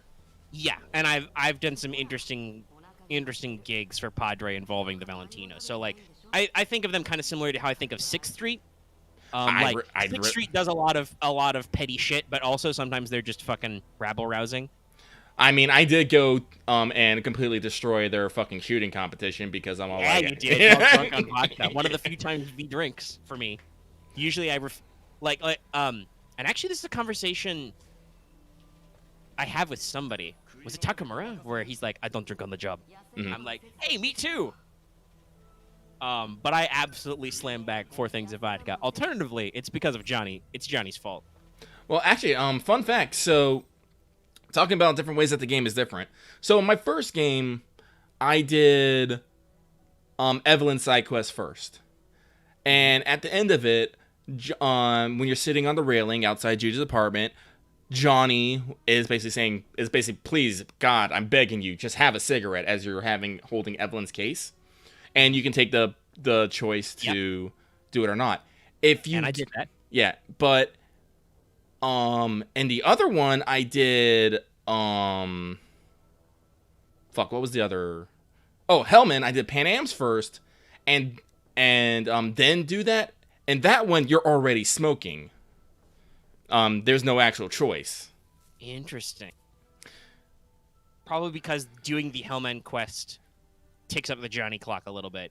Yeah, like, honestly, I'm starting to wonder if, like, actually, slowly throughout the game, your personality does actually change in your responses. Oh, yeah, no, absolutely. There's definitely, like, I don't know if it's just because of choices I made or whatnot, because there's a big rigmarole over the thing. But, so I'm pretty sure, since you've done the side quest, you probably realize this too. I'm pretty sure you can only romance Pan Am if you're dude V. Yeah, I didn't get any options. I will say, I tried getting touchy-feely, and she was like, "No." And I was like, "Oh, no." Yeah, Reload! Nah, it doesn't mean anything. I didn't reload after that. I was just like, "Sorry, came on too strong. Just friends." Mm-hmm. But I was able to romance Judy. And I will say, we smoked like chimneys during that slightly trippy sequence. Though it was a little bit awkward because I still had my gorilla hands in. Wow. It's a little awkward to be all touchy-feely and like see my giant robot knuckles and just be like, "Oh man, please, no system errors." Yeah. Did you do the quest with Lizzie Wizzy? Yes, I did. I kind of wish I maybe did some different stuff. But What did you do, by the way? I told her that her boyfriend slash manager was gonna soul killer her. Yeah, I did too, and she kind A of, little bit. yeah, she kind of, Freak show. yeah, no, she. Though, by the way, speaking of interesting cameos, Lizzie Wizzy, portrayed by singer Grimes. Oh, wow, really? Yeah. I think it's because she's a music act, so they have to assign her music to a singer, and they just apparently Grimes does their VA work as well. There's a lot of little musician cameos and little industry people cameos and stuff like that. But yeah, no, again, one of those things of, hey, are you still you? Maybe not. Well, and what I understood from reading one of her shards, it's a little freaky. Like, she apparently did a stunt where she committed suicide on stage. Trauma team took her into the backstage, did a brain swap into her all chrome body, and she walked back on stage. Yeah. And finished her set. Like, she's got a really interesting, weird thing, and like, Johnny definitely has some stuff going on. But Johnny's also like, you gotta tell her about the soul killer. He's trying to steal her soul, man. I did. Like, I was Johnny, you're right. But also that caused her to strangle a guy. I mean, I'm not gonna say I have the fucking cleanest hands. Like, I mean, my hands are literally not clean, but also, I mean, it's still a little weird. Also, I think she's just gonna. I'm pretty sure she made a brain dance of doing it, and she's gonna get away with it because she's rich, which just further exemplifies the power of Cyberpunk. Oh, I haven't heard anything about a brain dance yet. All right. I don't think it's a quest. I think just after you wait a while, she starts sending you really creepy text messages.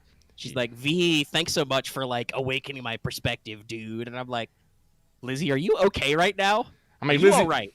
Like you're like all your responses are just, Lizzie, are you doing all right? Are you okay?" And she's just like, winky face, and I'm like, "Oh, whoops." I mean, like, see, here's the thing. The thing that bugs me about this game is I don't see a after story, I think is the way to put it.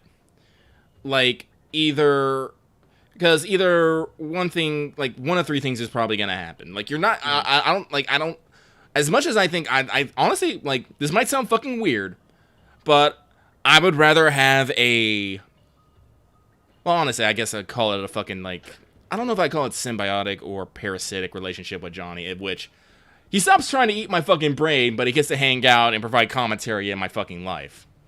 Because, honestly, that sounds kind of fucking hilarious. Because if you actually do the thing and get separated, then presumably he won't be talking to you because he's not booted up. Yeah, he's not booted up. Alternatively, you, I guess, turn into Johnny, or shoot, you might even just fucking shoot yourself. Fuck. That is definitely a thing you've talked about. Is rather than let Johnny out, you just end it all. Yeah, or three, like, you become a fucking Arasaka, tool or something. I don't fucking know. But like, you'll see some more options as you get more of your pieces online. But like, and I don't want to talk too much about the setup. Yeah. So the problem, let's see, is I don't see necessarily any follow-up stories to, like. That's why I said, right, that I was like, I don't know if the game will let me play it after I go past the point of no return. It's like, I want, like, because I want to, like, because there's still, like, a lot of things to fucking, I would say, like, explore here. Like, is this thing with Lizzie Wizzy going somewhere? Fucking things. And actually, I gotta be honest, I don't know either, because this is another weird mechanic. I think the game expects me to sleep more than I do. Really? Yes, because you have to wait days to get phone calls from people. Oh, yeah. I don't know. Okay, I don't go to sleep hardly ever. Because why would I? I'm never back at my apartment except when I'm carrying too many iconic weapons, right? I mean, I go back on a semi-regular basis. I mean, I go back into Chasely when I get new cosmetics and stuff, because you can get shit to put in your apartment. Mm-hmm. Also, again, game, next time, just give me a bare apartment and let me decorate it as I please. I would also prefer that, because there are a couple of cosmetics you can earn, but it still doesn't have the same feel. Yeah, no, like, and don't lie to me, you literally start with the bare apartment and the fucking sizzle reel. Yes, it's in the graphics. Also, I like that they have stats for apartment, which is beds you can crash at. I mean, there's a very funny joke when you do this, too. If you do Romance Judy, she is like, hey, let me give you the access card to my apartment, Mm-hmm. and you can make a very, very corny joke about an option where V makes the joke, hey, what do lesbians do on the second date? Moving in. Gets to dig out a very corny old joke. But like, and now I have an apartment icon at Judy's place, so I could go crash at Judy's anytime I like. You do get one for the nomads as well. I don't know if you can actually sleep there, if it's just a mirror, but I assume if you can go through with the Pan Am romance, you can actually crash there. Like I said, you can meet the detective River Ward. He has a family with a trailer out on the outskirts of town in the suburbs. You can go crash in that trailer. Mm-hmm. Like, so it's cool that they have this apartment icon. Fuck, dude, I'd love to be able to go full like GTA Online and buy like a sick corpo apartment. I know you have the assets. I have been in those places. Yeah. I've worked for some of those people. Mm-hmm. So like, there's definitely a couple of systems that I really like. I wish we could truly perfect our Cyberpunk life simulator. Mm-hmm. And I feel like the game kind of cut some of that down to focus on a more tighter story. The story's really good, but like you said, I don't know how the game is going to have like an after effect. Yeah. Or at least in a way that's going to be interesting, because like we said, Johnny adds so much to this game, right, when you start Act 2. Yeah, like from just casual dialogue to just, like we said, friendly warnings where like if you don't realize the situation is tense, Johnny will sometimes pop in and be like, hey, V, this is fucking bad news, dude. Yeah. It's like, that means, like, I was like, do they, like, so I'm like, I don't know, because fucking, like, because this is kind of the problem, like, you know, the end of, like, Fallout 3, you know, like, Fallout 3, it's like, either, you know, you go in there and die, or you send someone else in, or... And Fallout 3 did eventually patch that when Bethesda realized, oh, wait, maybe our open-world RPG shouldn't end with you horrifically dying every time. Yeah. But... yeah, I don't know. And again, that might be because, assuming that the game development continues, like I said, I can't imagine that anybody would actually want CD Projekt Red to stop production and, like, go under before they finish the next-gen version. Because that's just more profit opportunity, right? Yeah. But assuming they can actually have enough time to do maybe some major expansions, I expect that would probably be a thing covered of, like, a future story. Mm-hmm. Because there's also a lot of fluff stuff in the background that's very interesting. Like, there's orbital stations, there's Mars and lunar colonies. I fucking stole a painting from a moon museum, technically. Yeah, I don't know what I got airdropped. I think it went in my apartment. I'm not sure. Or I just sold it. I don't know, actually. I don't know either. Again, that's the thing about the decor. Like, I wish I could either buy a new apartment or my apartment. Oh, by the way, have you found a use for Saburo's dog tag? I don't have Saburo's dog tag. Well, basically what happens is you basically loot it off of Saburo's Arasaka's dead body. I didn't do that, so... I'm assuming that's going to be like a... You can collect a couple of different interesting... Okay, so the moment's really, really deep and stuff, but speaking of dog tags, there's a moment where Johnny, like, gives you his old dog tags as, like, a show of solidarity to be like, yo, we're tight. And there's a lot of other dialogue options. Like, there's a whole dialogue tree there I don't want to get into because you're not there yet. But, like, again, I don't know if that actually is, like, on my model somewhere or, like, maybe it'll be a plot thing later. Because, like, there are certain cutscenes where you're fondling your quote-unquote good luck charm. So, I still don't know if it actually does anything or not. Like I said, there's a lot of weird cosmetic collectibles. Like, if you complete Fool on the Hill, Missy gives you a dream catcher. You hang it up in your apartment over your bed cubby hole. It does nothing else, but it just signifies you did that quest, I guess. Like, the little trophies are cool. It's just, like you said, because we can't... Because we already have so much stuff in the fucking place. It's like, yeah. I don't feel like... You have literal junk, and you have literal boxes of shit you've never unpacked. Like, there are some things you can get, like, have you gone back to your apartment since you did the Lizzie Wizzy quest? No, I have not. You should, because you'll probably have a Lizzie Wizzy poster now. Oh. That I did not have before. because I also have another poster that I'm pretty sure you don't have because you haven't met River, which means you haven't done a different side quest. Somebody will eventually call you to investigate the death of the mayor. You probably heard about it at the end of Act 1. Oh yeah, I heard about that. Yeah. There are some quests. There are to the news. You will hear about. That's where I first heard about the guy who wanted to get crucified for a brain dance. Yeah. And then that turned into a quest, and I was like, holy shit. So there are definitely subtle cues like that. It's interesting. You're also going to have some very interesting stuff later. My decision to just cold cock Royce has come back to quote-unquote bite me several times. Really? Yeah. Maelstrom doesn't like me. And there may be future quests where you have to have a conversation with them, and they're like, holy shit, you're the chick who iced Royce. And I'm like... Wait, did you free the previous boss at least? No, I never even saw that guy. Yeah, no, like in one of the in the first couple rooms he's alive and you can free him and he says he'll owe you a favor later. Probably should have done that. No, I never even saw him. I just cold cocked Royce with a gun. Yeah, no, Jackie was all like, what was his fucking name? Holy shit, is that whatever his fucking name was? And then you can see him and I never noticed him. Interesting. That probably would have helped. But no, yeah, Maelstrom doesn't like me for some reason. Yeah, scavs don't like you because you fucked up the same. Maelstrom don't like you. It's also really it's a really interesting quest. I can't necessarily recommend doing it, Lucky, but it might be good for a laugh. You can go to a guy in not the Sakura market. I think it's the Japantown market. Actually, no, it's Kabuki market. Japantown's on the different island. Yeah. You can go to the Kabuki market, and there's a guy who wants to sell you a brain dance, and then he wants you to use his brain dance rig. And of course, I was just like, fuck it, I'll do it.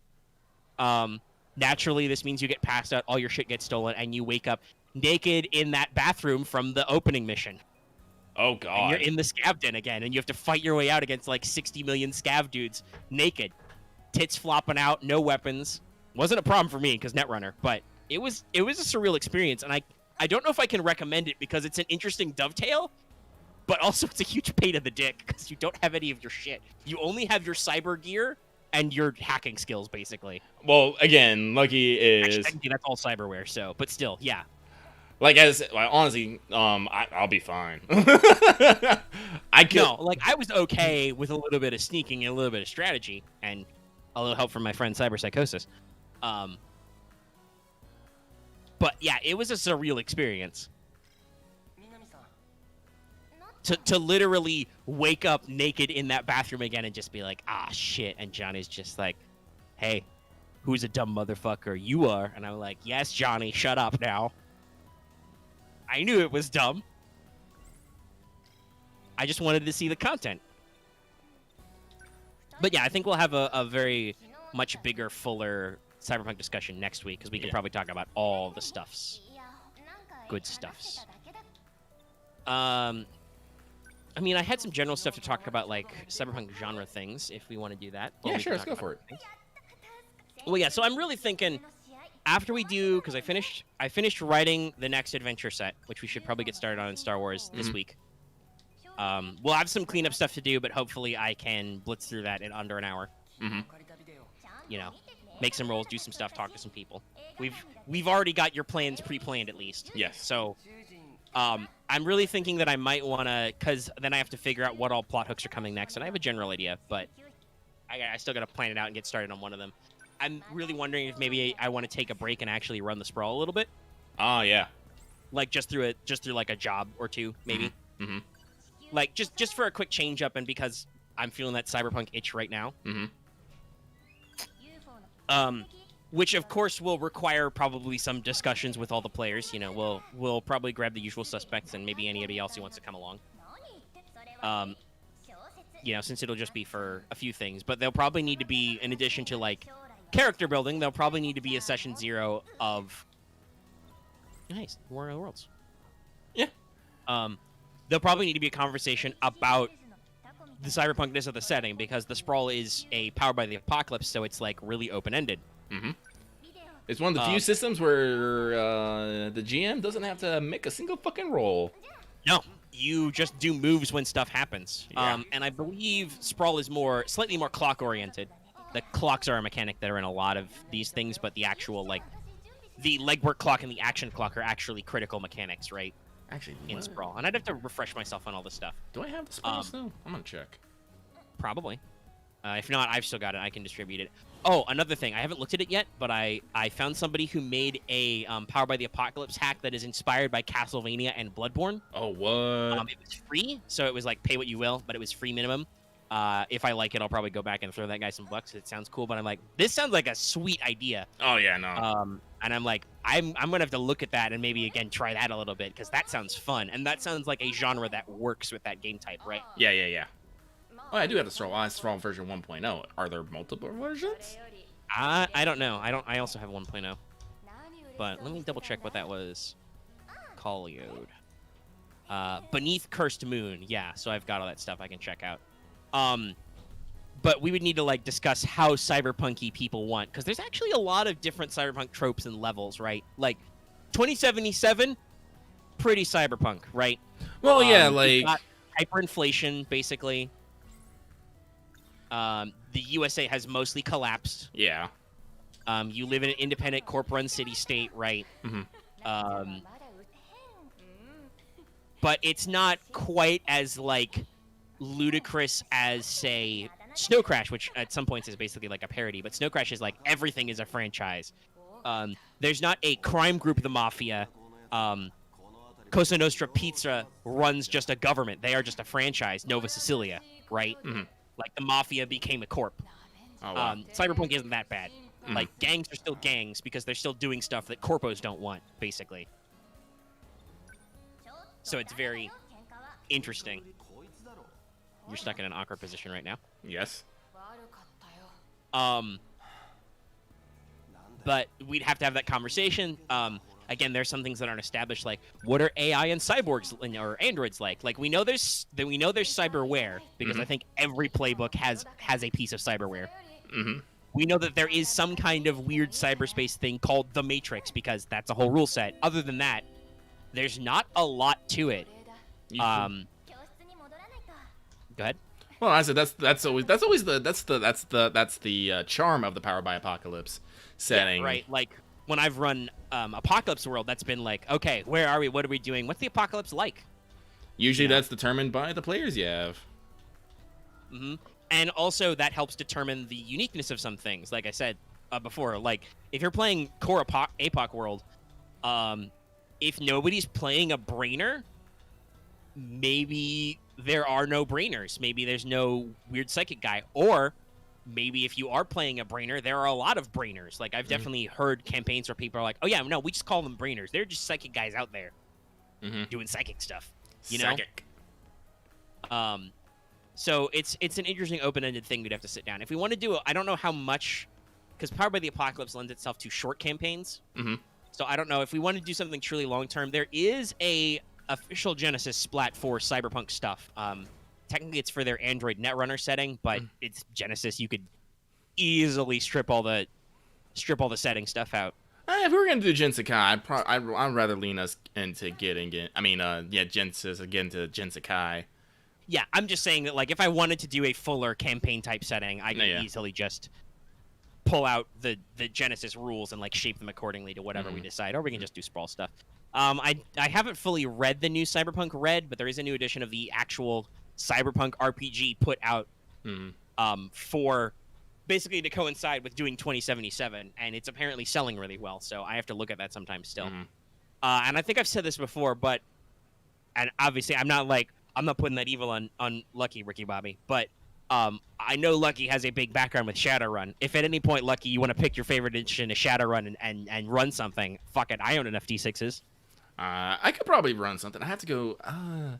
I think The only thing is, I don't.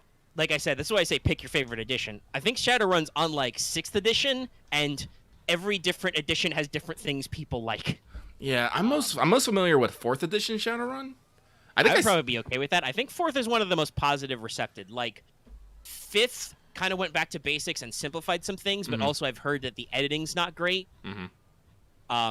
And like it's really weird where if you get the German versions of some of those source books, they are actually like better edited and contain additional content. Oh wow. Because in case you guys didn't know, Shadowrun huge in Germany. Always has been, I think. That's why Germany is such a focus for the setting and other points. That's why they have a dragon. But like it's really big over there in Europe and in Germany in specific. And I don't know much about the new 6th edition other than that people continue to have mixed responses. But again, I don't know how much is that just grumbling. Like, people grumble about everything. People grumble about fucking 5th edition D&D, and I'm like, listen, I understand this game system has limitations, but in terms of being D&D, D&D 5th is a pretty D&D, guys. I think you should just calm down. Now, am I okay with, like, everybody and their mother making a fucking 5e hack for everything? No, but that's because D&D is a very specific emulation set. But anyway, that's a different discussion.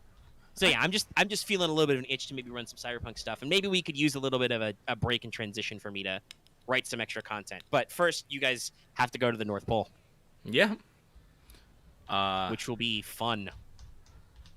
I had some fun doing this one. Oh no. Part of it was just switching the environments and actually getting to do some different shit. But hey, there's gonna be some different wildlife. Oh no. Some unique stuff. There's gonna be some new survival opportunities. It's gonna be fucking cold.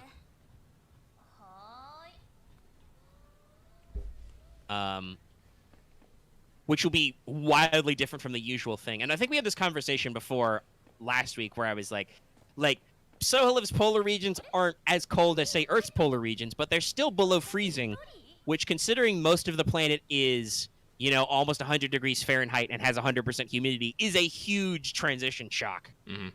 So you guys will have to bundle up. Or, you know, Boots will just take the free clone armor that's insulated because he can. Mm-hmm. But, like, you guys will have to bundle up or buy heaters or whatever. I think you guys still have some fusion lanterns. That'll probably help. But it'll be interesting. It'll be interesting to put you guys in a completely different environment than you have been.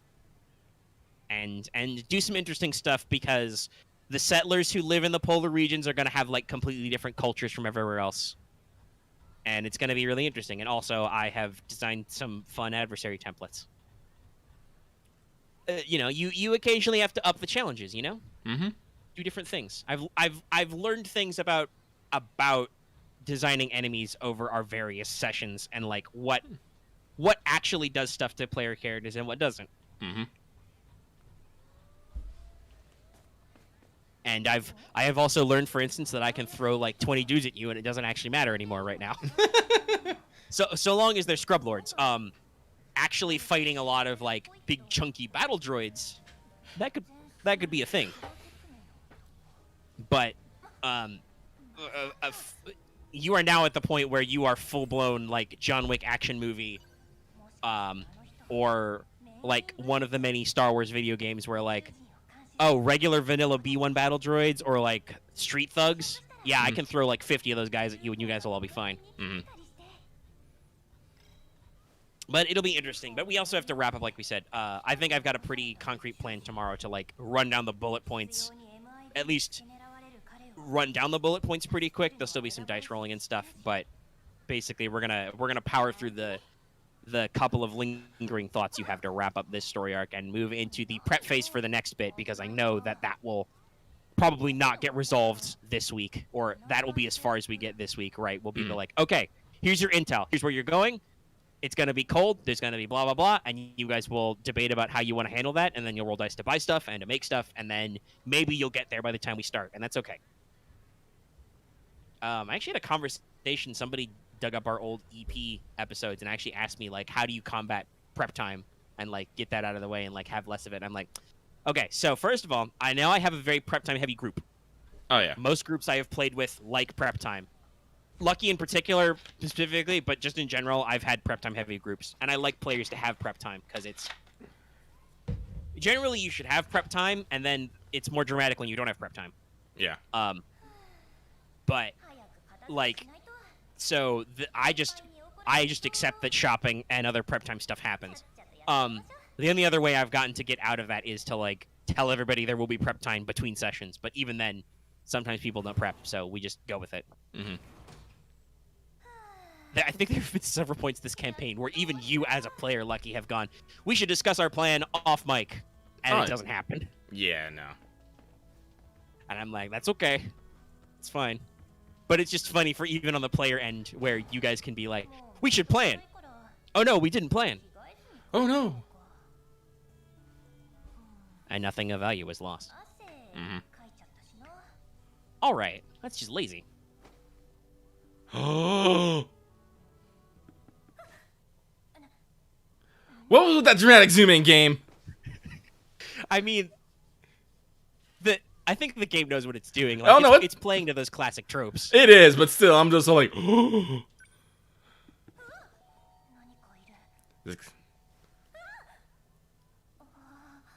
It's gonna be like a cat or something, isn't it? Oh no, it's Demon Cat. That's another weird Cyberpunk tidbit, right? Mm-hmm. Where you talk with Takamura about how there are basically no animals left in Night City. But there's a cat. I find this really weird because talking about weird things in your apartment, there's a fucking bowl of like cat food and water just on the floor, like next to your burrito machine. Yeah, I don't know. I think maybe the idea is that there are maybe some cats left, or maybe Lucky, you have that cat food only now because you saw a cat. Who knows? Do you know when you first saw that cat food? Because that's the thing. Like I said, the game will totally add subtle decorations to your apartment and not tell you. I literally have picked up a couple posters that I didn't have when I started this because I completed side jobs. It's a little weird. Mm-hmm. But though I believe if I remember rightly from the fluff, there's like 3 tiers of food, right? One of which is just called kibble, and it's like you can pick up quote-unquote cat food, right? Yeah. That's actually technically people food, but it's called cat food because it's like cat food. So like I don't know if that's also a thing. And the best stuff is the organic stuff, but almost nobody has that. That's another thing that if we did a sprawl, we'd have to talk about is like how fucked is the world food? Are we all is it like Cyberpunk and Shadowrun, where everything is all soy protein? Oh no. And I always think to myself, why is it always soy? Like, I know you can do a lot of stuff with the tofu, but like, how are we producing shitloads and shitloads of soy and not other foods? You know? I think it's because soy is easy to grow and has probably the best nutritional value for what it is. I think. Well, yeah, probably. I assume the reason why soy is actually probably to replace protein because you don't eat a lot. Yeah. That is a thing that came up in Cyberpunk. In 2077, for instance, poultry is banned. Yeah. Avians get fucking shot. I think it's like... Yeah, I assume that's some kind of deep avian flu comment. But there is still beef. Also not accounting for the fact that, like, again, we'd have to discuss how Cyberpunk... Are we, like, is this the 80s Cyberpunk? Do we still have wires? Or is this, like, we thinking about a Cyberpunk setting in terms of... Oh, it's not a demon cat, it's a robot. Who is also probably a cat. Neat. Listen, it's a small animal... Well, it's a small robot with an animal-like effect in an anime game. It's either a cat or a dog. That's how small creatures work. It's actually a trope name, I think. All animals are dogs. But, like, that's another thing to figure out is, like, how do you want to the tech level? Because if I were to do, like, oh, it's 2050, it's 30 years from now, we've had a crazy cyberpunk collapse. You can already do vegetarian meat anyway. That's supposedly pretty good. Not that I've ever tried it. But also, you could probably have culture-grown vat meats, right? Like, you don't even need real cows. You could probably just clone cow meat en masse. And it's probably crappy or too expensive if it's actually good, but it would exist, right? Oh, yeah. That's why I say we need a session 0 to, like... One, because I'd need to farm a lot of plot hooks for, like, NPCs and corpse and stuff to put in the setting. But also just to figure out where we are, what we're doing, all that stuff.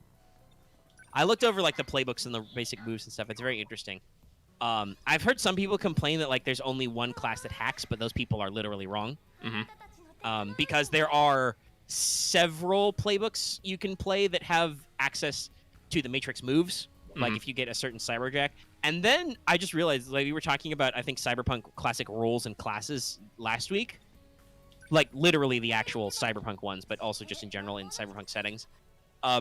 In the Sprawl, the techie playbook is whatever the fuck you want it to be. Like, they have a move called Area of Expertise.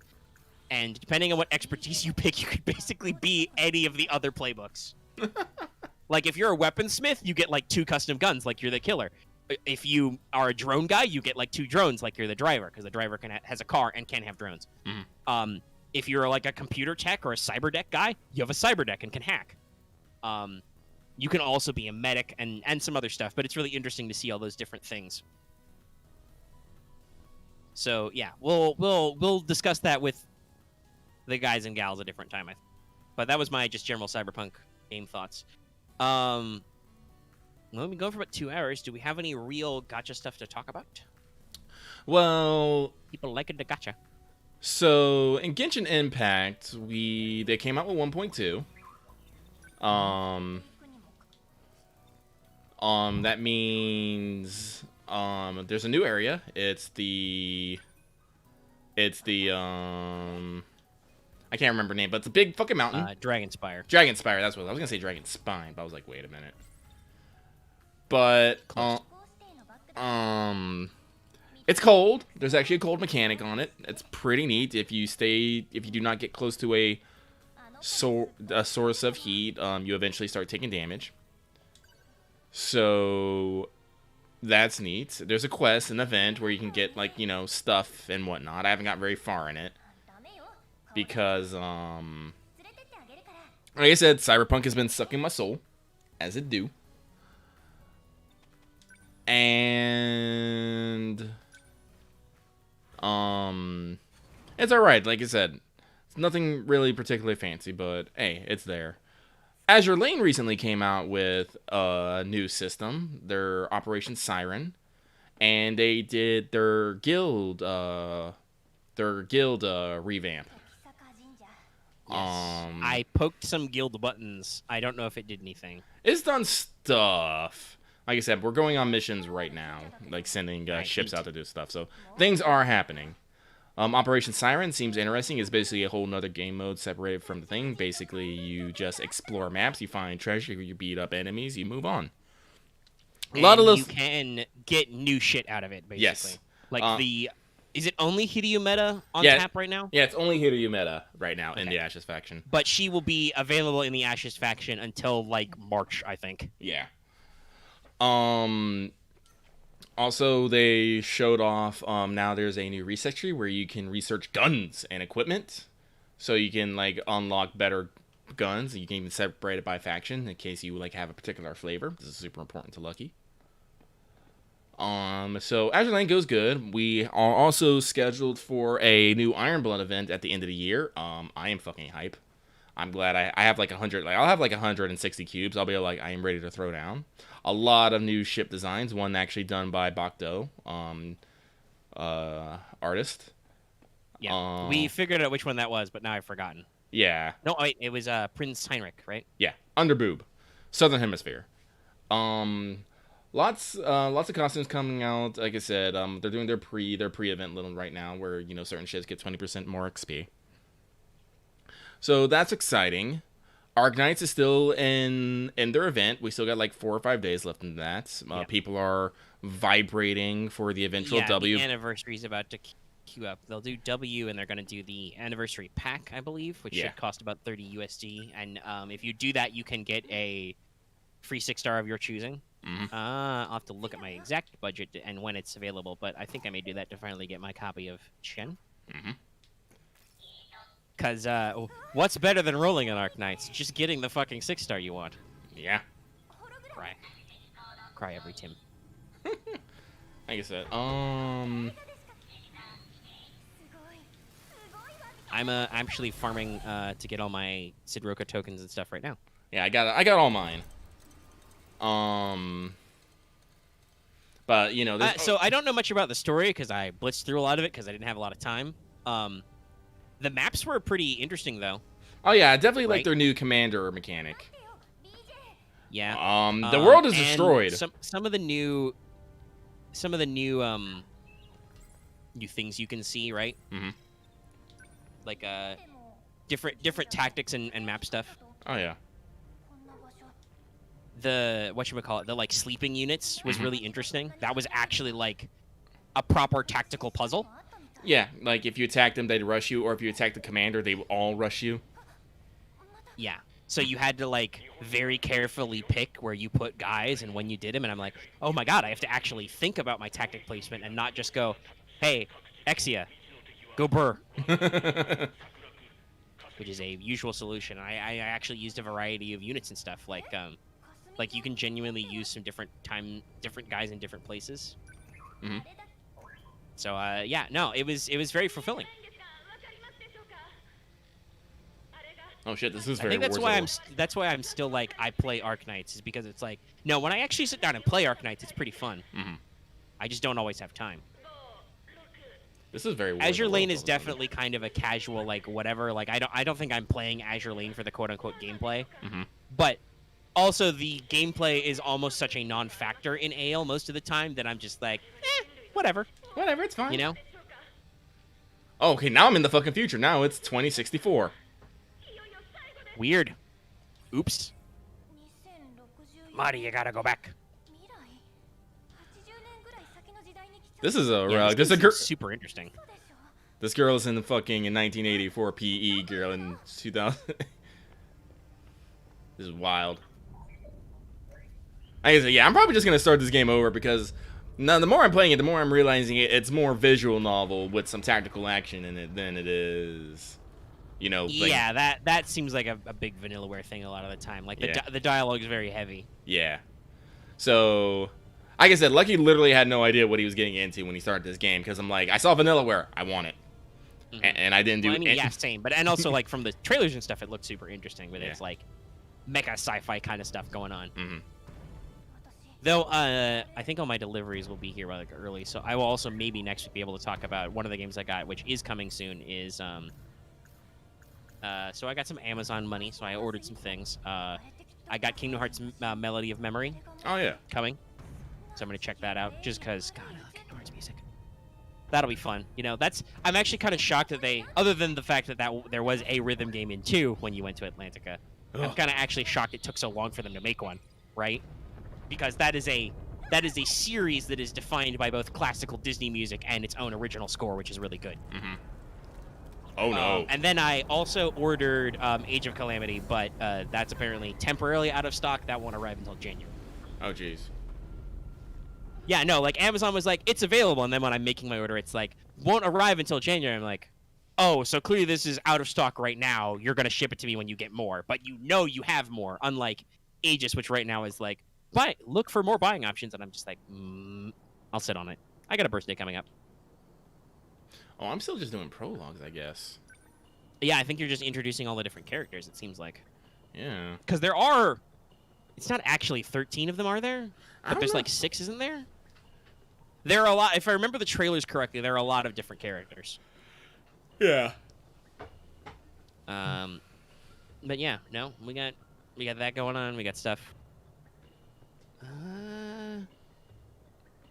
Like, I hope to have more concrete stuff to say about Gacha next week because, like I said, I am poised to finish Cyberpunk.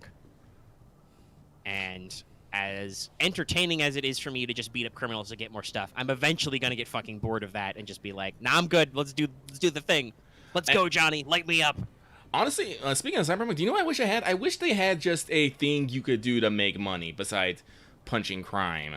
Because yes, I do wish there was better ways to get money. Like, clearly, as we've discussed, stopping crimes is the way to get paid. Yeah.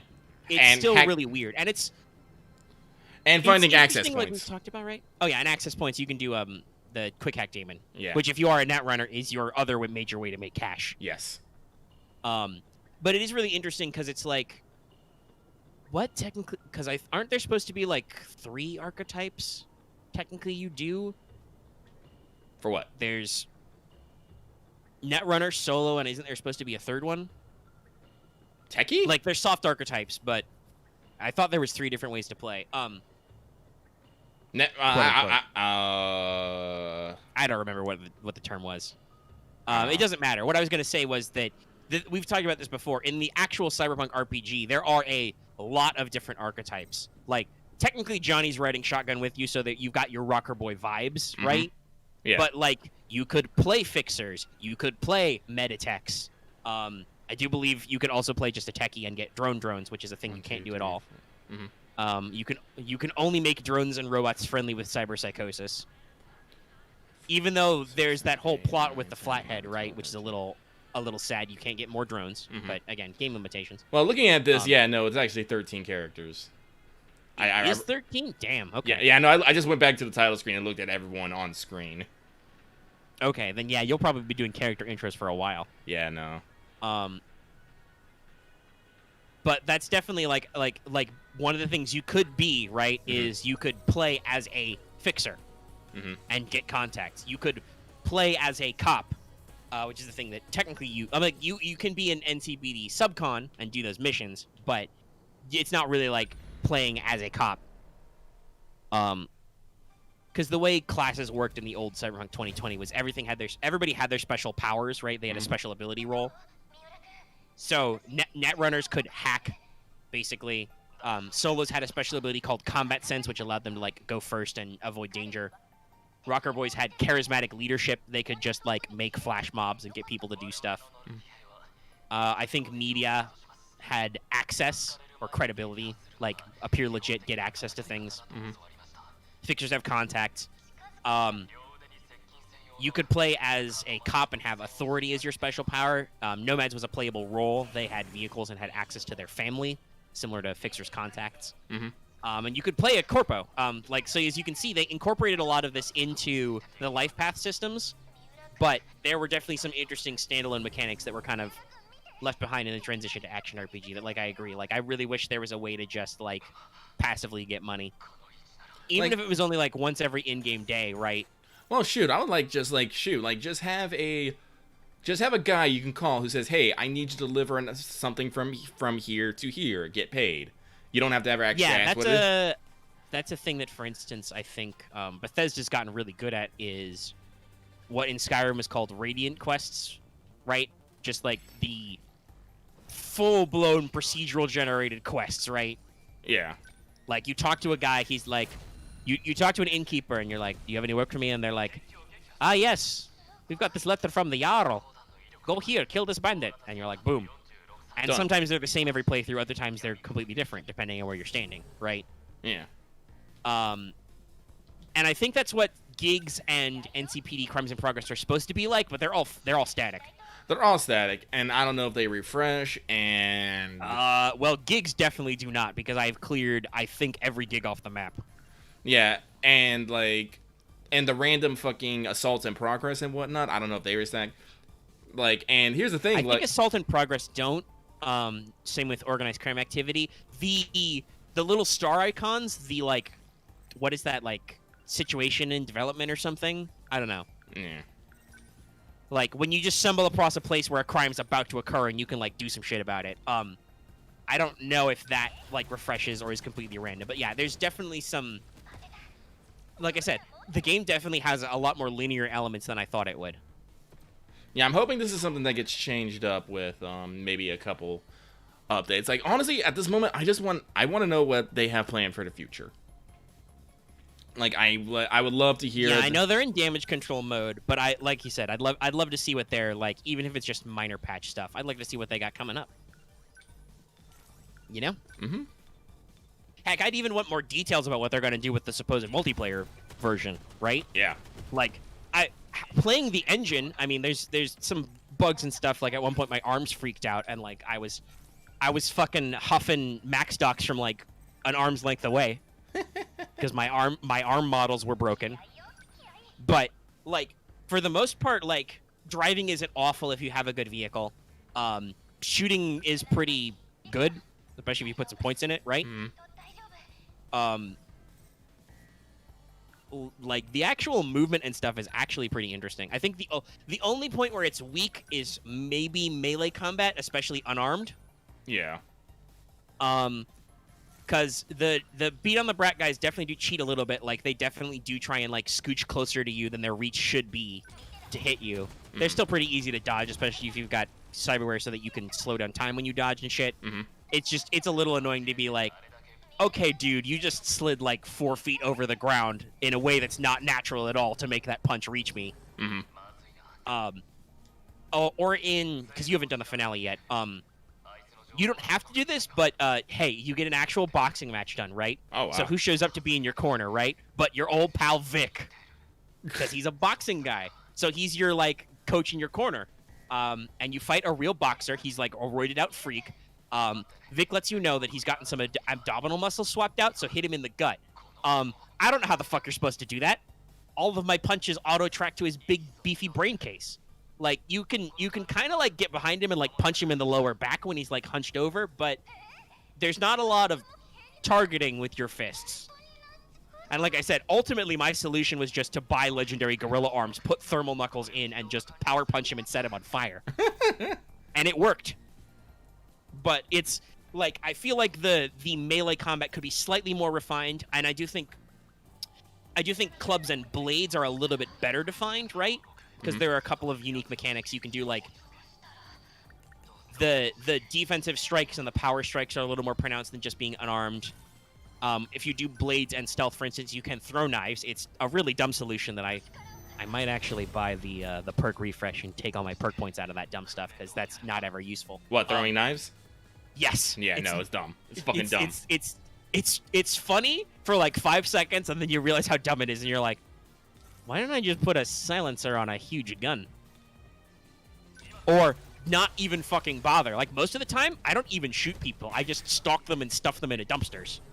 If I'm being sneaky. Like, that's way easier, because it doesn't matter that I'm body, like, 3 or 4. I can always snap your neck. Or just choke you out, I guess. So, like, there is depth to, like, blades and clubs and stuff. It's just not very useful. But still, I'd love to see what they did with a multiplayer. Like, would it be, like, more objective-based? How would they work that stuff out? You know? Yeah. Would they balance it? Would it be, like, a progression thing? Like, would you level up online? Oh, that'd be interesting. And unlock new guns? I don't know. I hope it's just not some fight each other. I mean, I hope it's not just pure team deathmatch, yes. That would probably get repetitive. Heck, if I want to play an FPS, I would. Did they finally did like the Cyberpunk, like, what was it, like Blackwatch? Hardlight, wasn't it? There was a free to play like Cyberpunk style FPS that I played the shitload out of, because you could play it even when your PS Plus was off when I was poor. I would just download that or whatever its sequel is these days. Like, there are, if I wanted a pure shooter experience, I would do that. But like, the way that gigs are set up and like hacking, right, it would be very interesting if it was more objective based, like I said, like if it mimicked gigs a little bit. Though that's another thing that I'd love to, I would love to see if they did more free patches, is more gig variety. Because there's like, what, like 5 or 6 types? Yeah, I definitely could not tell you them off the top of my head, though. No, but you know that there's not like an infinite number of them. There's like Saboteur, which is go somewhere, upload something. Merc for hire. Yeah, gun for hire. Thievery. Thievery, which is go somewhere, recover a thing. I guess it's Rescue? I can't remember the name of it. Yeah, Merc SOS. Merc SOS. Escort. And then like Asset Denial or Asset Destruction or something. Yeah, and then there's like, recover a thing digitally or physically, break something, destroy something outright, save somebody, kill somebody. Usually those kill And someones, you don't like, have to kill someone. Usually you can just knock them out. Oh yeah, no, if you just knock them out, you can throw them in a car trunk too. And usually they prefer that, because then they get to decide their fate. But yeah, so like I wouldn't mind, because you could probably do a couple of varieties in there still too. But yeah, no, and it's okay. There's some interesting stuff. Actually, you know what? I just realized, I think I might need to go talk to Regina, because I knocked over all her cyber psychos, but she was still like, I'm still waiting for some more news about it. And maybe I should go talk to her. That's another thing. I feel like I kind of wish every fixer had like a dedicated plot thread associated with them, and you could like build that more. Yeah, that'd be great. Like Wakako comes up as a storyline character for reasons. A couple of times. Yes. Regina has her subplot. But other than that, like, and obviously if you're doing the Pacifica job, you actually call Mr. Hands. He's a character. Mr. Hands is great. I'm sad there's not more of him. because Pacific is not very big, sadly, so there's not a lot of action there. But like Padre or Dino or even Dakota Smith, like I had a couple of interesting conversations with Dakota Smith because she's also a nomad, but it's like there's not really a quest there. There's just a lot of gigs because she covers a huge area. Oh, now it's 2024. There are timelines involved here. Wait, isn't she from 19? Oh my god. This is a weird. No, Omega, you're gonna have to play this, my dude. Yeah, I am. I'm definitely gonna have to try this, but I'm like, I'm barely following along, and I'm just like, man, I can't make any sense of this after watching you play it for 2 hours, like checking it every 5 minutes. That's okay though. I'm not really trying to learn it. I want to play it for myself. You probably are gonna have to like go back and replay those story modes though, or something. Yeah. As Like I this said, seems dense. yeah, this is a lot of talking and stuff. And again, if I had realized this, I probably wouldn't have put it. I probably just would have gone with Cyberpunk. I probably will not be streaming. Well, actually, I could be streaming this because I won't be talking to you. But I don't know. Yeah, we'll see. We'll see. But That's several days away. Several days. But as always, I love the art. Oh yeah, no, good art style. They've got good aesthetics down there.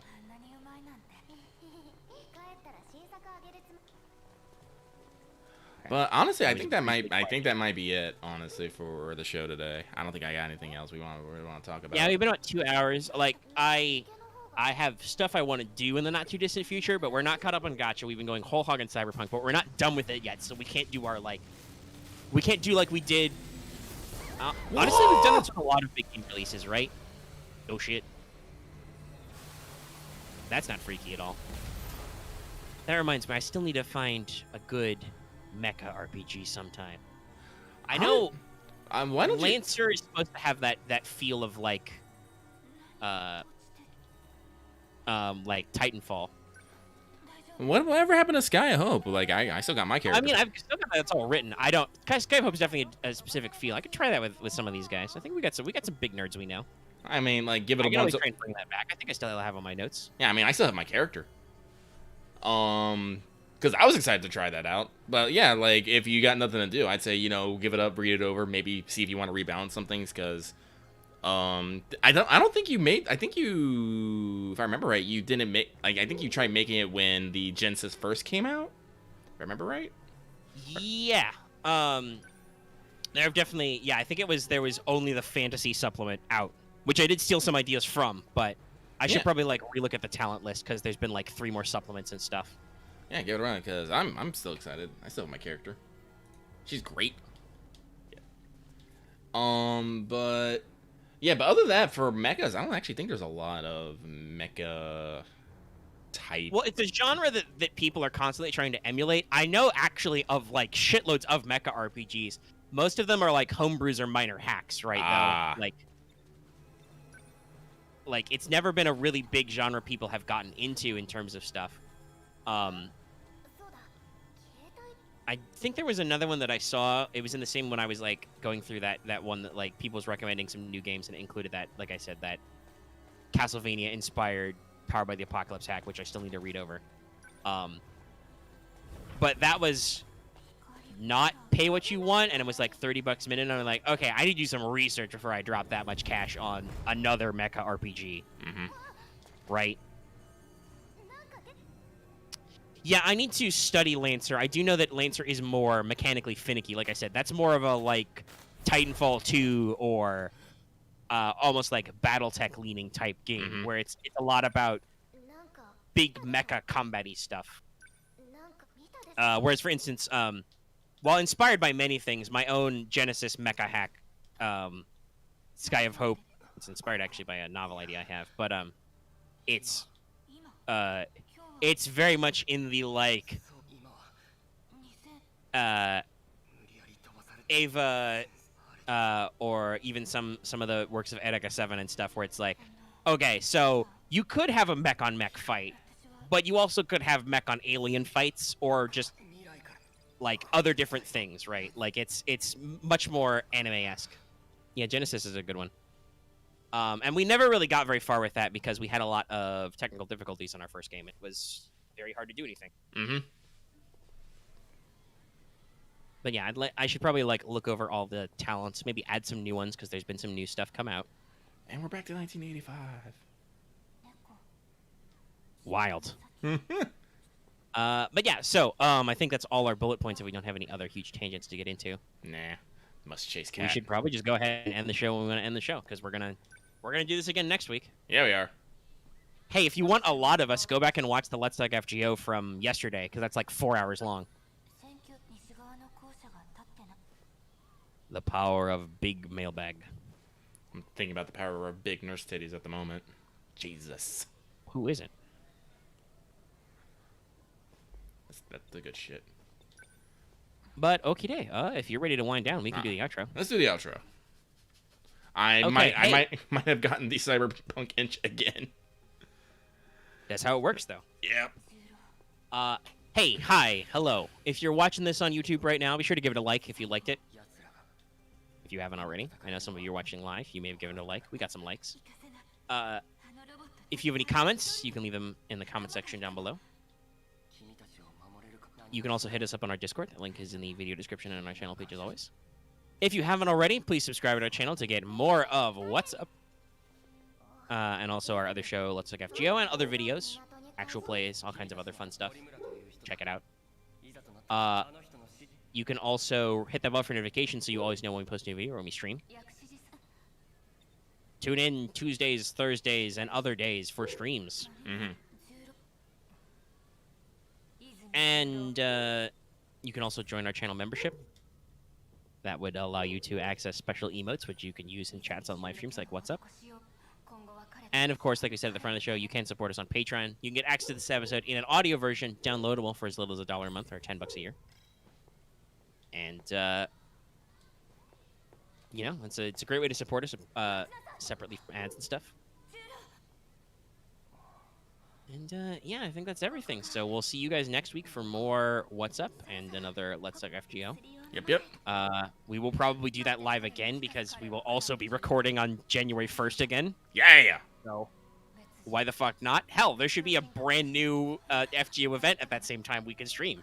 We can get the ultimate synergy. Oh, too powerful. Synergy.